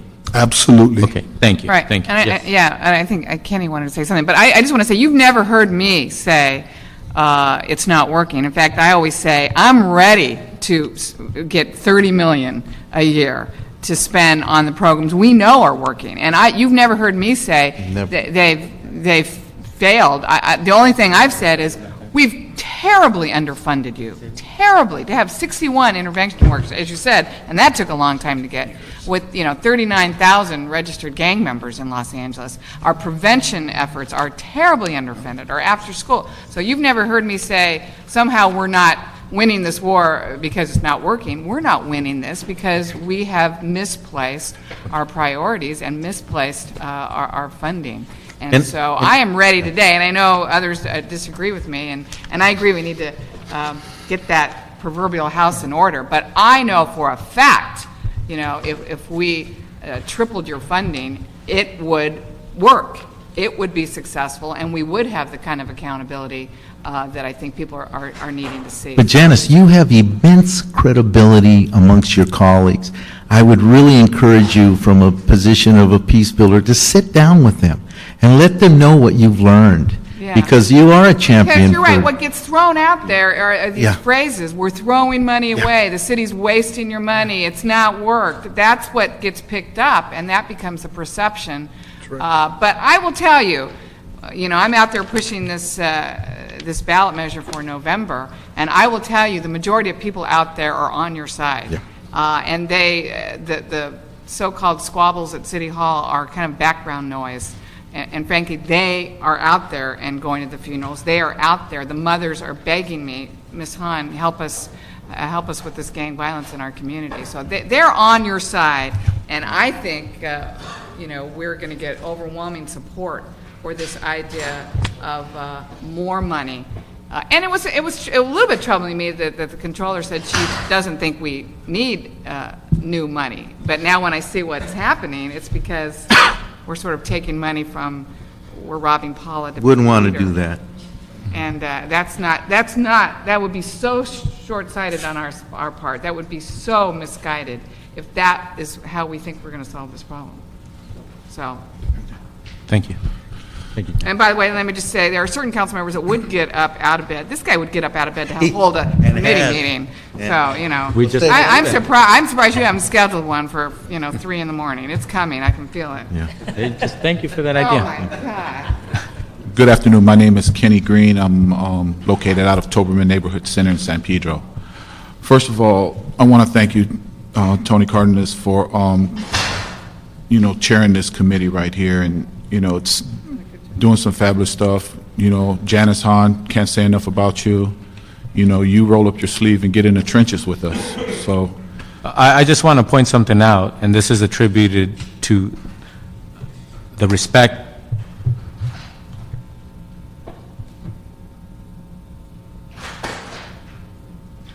that all of you have earned. Yeah. I don't know, I've only been a councilman for 5 years, but I don't know if it's common for $500,000 reports to be commented at the table by practitioners on the street. In my experience here, 99% of the time, it is people who work for the city who comment. It's people who have PhDs and claim to be able to shed light on the issue. They are invited to the table that you're at now. You need to understand that it is a new day in this city, at least on this issue, that you are valued and your work and your experience and your knowledge is valued. Thank you. Thank you. Again, everybody has the right to come to the table and speak for 2 minutes on the council or in committee, but very, very seldom are practitioners asked to come and comment on reports. And you were asked to come and comment officially at the table on the advancement project report, and you've been asked to comment on this report as well. Go ahead. Okay. Well, first I want to start off by saying hardly anybody in the city understands what gang intervention work truly is. That's true. So it's hard to write a report, evaluate, or audit the programming part of this. It's easy to do the fiscal stuff.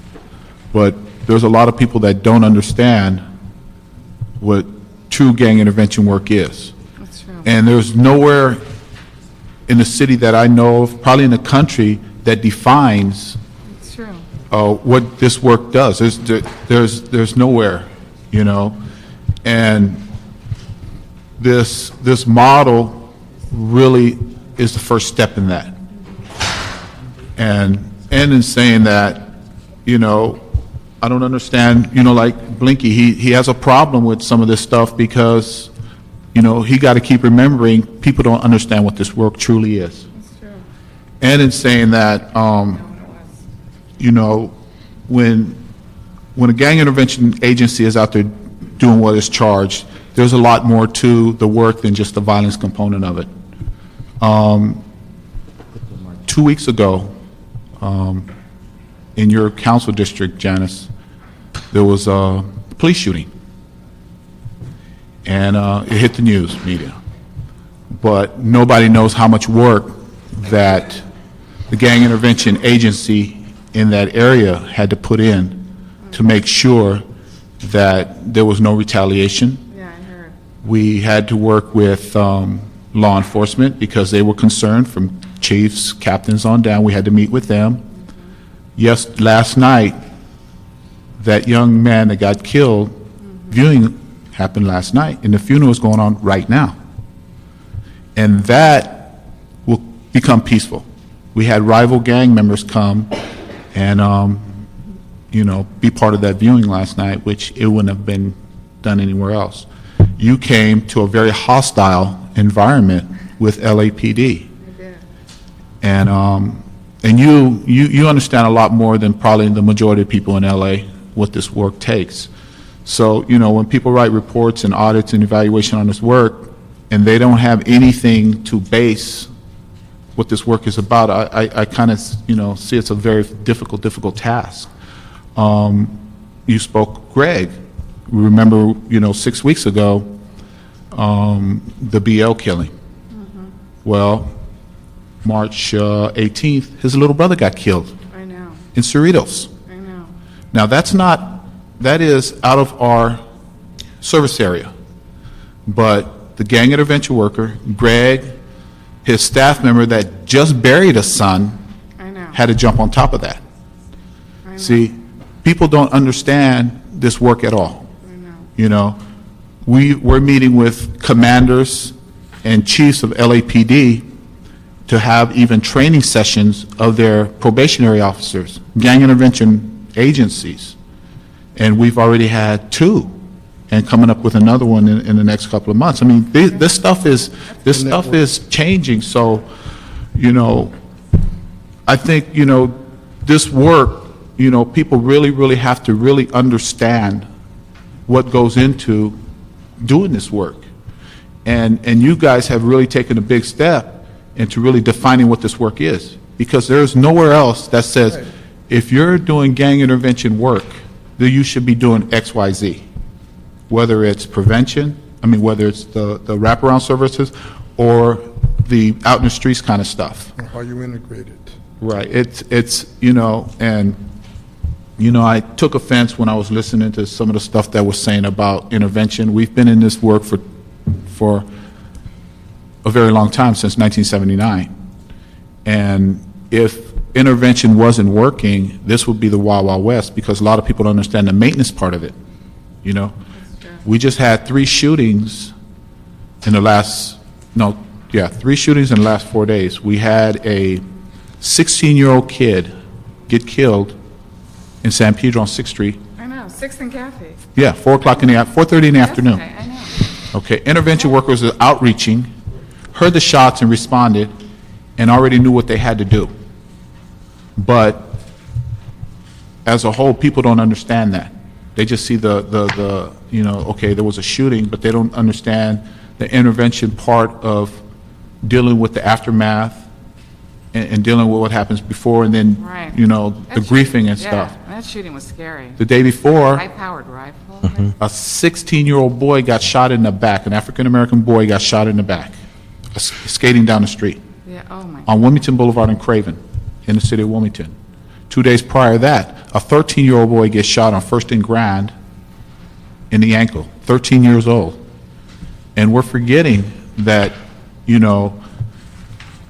intervention, we deal a lot with the older teens and the young adults, but we're also coming down dealing with a lot of the, teenagers, 12, 13, 14, 15-year-olds that are either shooters or getting shot. Yeah, I know. I want you out there. Now, does this report address what you've just been talking about? Does it delineate it? Does it address it? Does it talk to it? I don't think so, because you have to understand intervention to even address those issues. No, but what I'm asking, in the report, if I you've haven't read it, you haven't read it? No. Okay. I know I haven't read what you're talking about. I've read the report, but I haven't read that. Okay, so you've read the report, But it doesn't address your those. interpretation of the report is that it's not addressing the things that you just delineated right now. Correct. And it's not talking to it. Correct. And the only reference, at least so far, that people have mentioned is the broad brush reference that nothing's working. Correct. So people may be given the impression by hearing the rhetoric surrounding this report that intervention is zero, not working in the city. Correct, but you have to understand what intervention is. If you No, make the- I'm not talking about what intervention is. I'm talking about looking at the report and the rhetoric that is coming, that has been permeated publicly about this report, that nothing is working in the city, may lead people to believe that intervention work is not working in this city. Is Right. that? Correct. Yes, Okay. that's what they think. Correct. Well, I don't know what part of the city they're talking about, because they didn't come down and talk to us. Oh, they didn't? I assumed that they interviewed various intervention programs. No, they didn't come and talk to us or study us or, And what's the name of your organization? we're Toberman. And we're a lead agency that services the whole harbor area. The entire harbor area. So you're a big part of the intervention? No, work we being weren't done part in of a the certain report. part of the city? No. Can you please close so that we can? Yeah, I'm close. Okay, all right. Thank you very much. Any parting comments regarding the report? Well, just one comment I would like to make. I think we as a city need to recognize, the issue of how do we get to the next step without letting personalities or feelings get in the middle. I base that on a personal issue with my wife and I when we forgave the 3 guys that murdered our son. That's how I ended up in this work. The forgiveness that leads to reconciliation. And we need to reconcile whatever indifferences or differences there are so we can move on. And I think now, with what we've built, with the definition of the two-pronged approach, it really defines what the work requires of an agency to do as it relates to dealing with the issues of violence. And I just wanted to make that comment. And I just have a real quick, Tony. A month ago, I sat on a panel at the Wellness Foundation with Jeff Carr and Connie Rice and Chief Bratton, 38 cities here. And the topic was why our gang program is working and what needs to be done. What I essentially told them was, come back here in a year and find out whether or not we were able to consolidate all of these perspectives. Because if you look at it, Tony, I mean, we're talking about reasonable people. I mean, Jeff Carr is a friend and he's well-intentioned. Laura, yourself has been a champion. I mean, we have a porthole of opportunity to reconcile this. The final thing is this, is that a few weeks ago, there was an editorial in the Daily News that said, and I threw the Daily News when it was a green sheet as a kid, been reading it for many years. They called the Laura Chick report thorough. I'm hopeful that the Daily News people that are here today have heard some things that might question its thoroughness. Okay, thank you. Thank you very much. Appreciate it.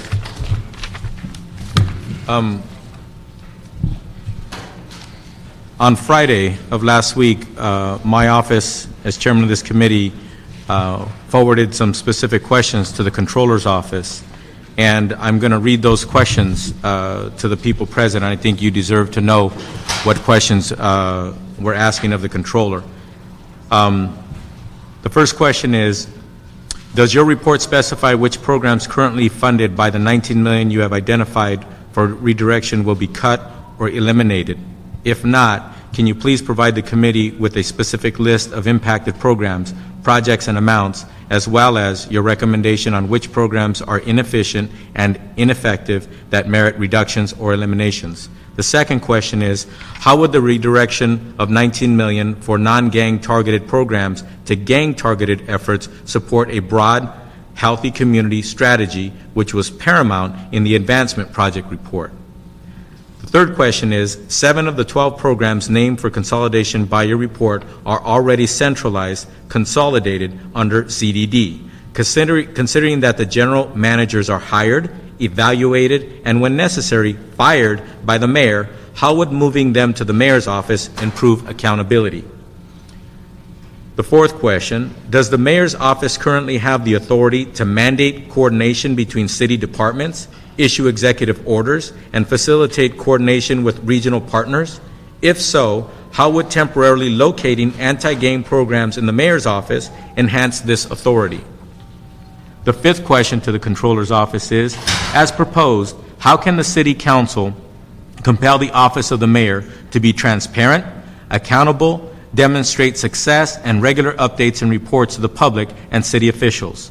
How will this impact the separation of powers, doctrine, and the ability for the city council to provide oversight? The next question, what would the delivery system of the mayor's gang reduction strategy look like? The next question is, where are the report's recommendations for ensuring financial accountability and the equitable distribution of funding for all aspects of gang prevention, intervention, and reentry programs? Next question, what criteria does your report delineate for fund distribution, and what blueprint does your report provide on how the city is or is not prepared to actively engage and provide avenues for community input and participation throughout the entire process, from needs-based assessments to implementation to program evaluation. And the second and the last question, does your report identify the causes of why certain programs are considered to not have well-defined strategic objectives or outcomes? And the last question to the Controller's Office was, what does your report identify as the root causes or factors which lead to poor coordination and collaboration within city departments and programs, as well as other cities and school districts? Those are the questions that were forwarded to the Controller's Office on Friday, March 21st. Is there anybody here from the Controller's Office? Was this meeting posted appropriately so by the Brown Act requirements? Yes, it was. Okay. Okay. So, and the Controller's Office was notified by my office via email about the time and location of today's meeting. Okay. Once again, is there anybody here from the Controller's Office who would like to address this committee and begin by answering some of the questions that were forwarded to the Controller's Office in writing on March 21st? Yes, and we sent this over to her office at her request, because when we announced it, we were going to hear this committee 2 weeks from the last time, the first time we heard the Controller's report in this committee. We said that we had questions for various departments, including the Controller. She asked for those questions, and they were forwarded to her last Friday, the 21st of March. They were hand-delivered to her office? Okay, making sure they got there. Okay, once again, for the third time, is there anybody here from the Controller's Office ready to answer questions of this policy-making committee of the City Council of Los Angeles? Okay. Seeing none, we'll move forward, and this item will remain in committee, and we look forward to the Controller's Office notifying us when they're ready to provide details and answers to this policy-making body on this very important issue. Okay. Anything else? All right. Is there anybody here to add public comment to item number 3? Item number 3 is now open for public comment. Seeing and hearing none, item number 3 is now closed. With that, we move on to item number 4. Item 4, motion Cardenas Garcetti Rizar Perry relative to creating an executive task force on gang prevention and intervention to coordinate city gang prevention and intervention programs. Okay. As the motion submitted to the council on March 14th delineates, I'll summarize, that this task force would be comprised of the following membership: the mayor's office or the mayor's designee, and they shall chair it. Also, a city council designee, city administrative officer, chief legislative analyst, chief of the Los Angeles Police Department, general manager of the Community Development Department, general manager of the Department of Recreation and Parks, general manager of Human Relations Commission, and the Board of Public Works Bureau of Contract Administration. This is just one of many motions that are going to address and finalize the new order of prevention and intervention programs provided by the City of Los Angeles, funded by the City of Los Angeles, and that are responsible and accountable to the mayor of the City of Los Angeles and the City Council of the City of Los Angeles. It is imperative that everybody understands that the work of this committee is not lost on the fact that there's urgency, and that the work of this committee has in fact contributed to our ability to close down these matters and to define and provide the required accountability and consolidation and future ability for the City of Los Angeles to appropriately fund responsible programs and hold them accountable and decide which programs will not be funded based on those criteria and that evidence, and also decide which programs will continue based on that criteria and evidence. Again, this is just one motion of many.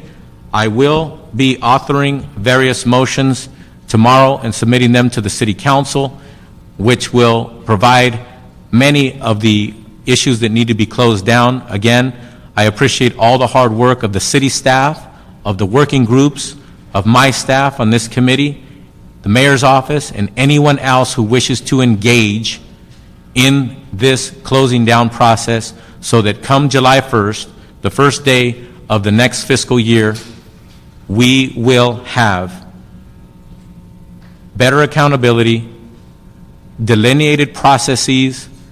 We will have identified programs that are in fact ready for future funding, and we will be identifying through proper protocols which programs need to get in the proper line if they are going to be funded at all by the City of Los Angeles.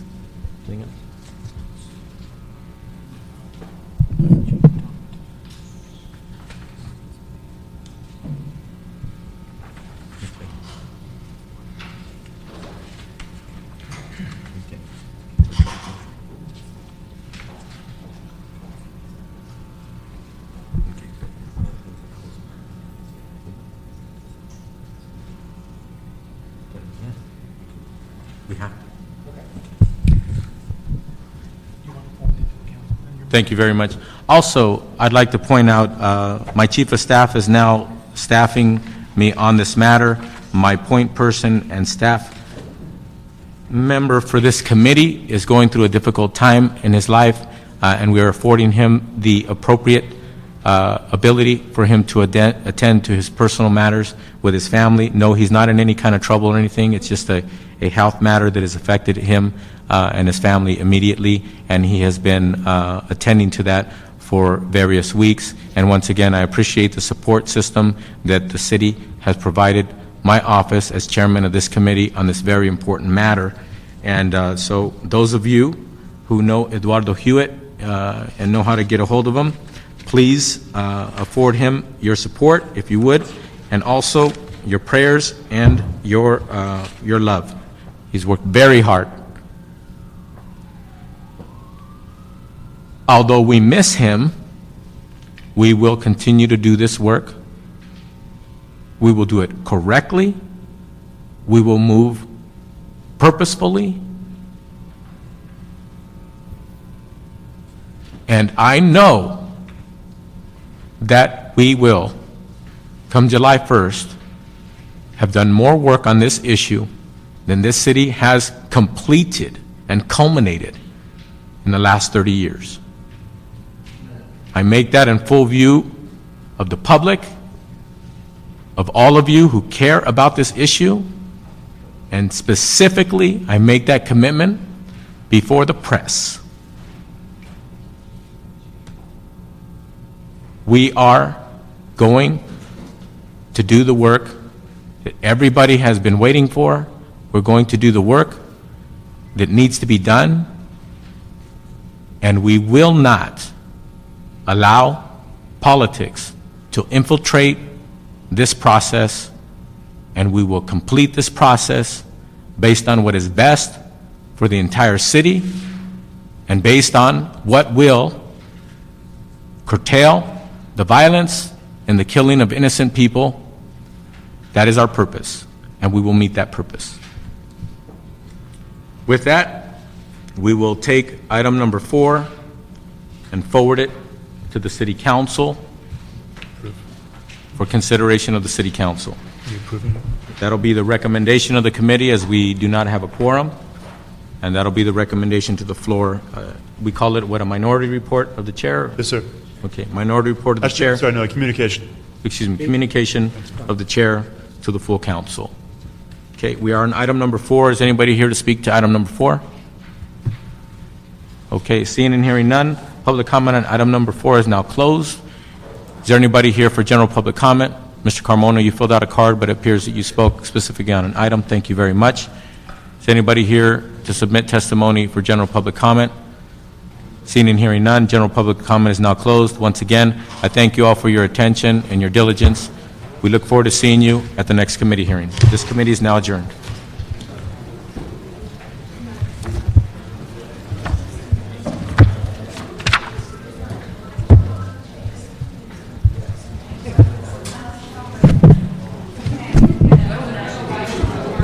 Yeah, I'm very perplexed as to why the controller didn't say send somebody or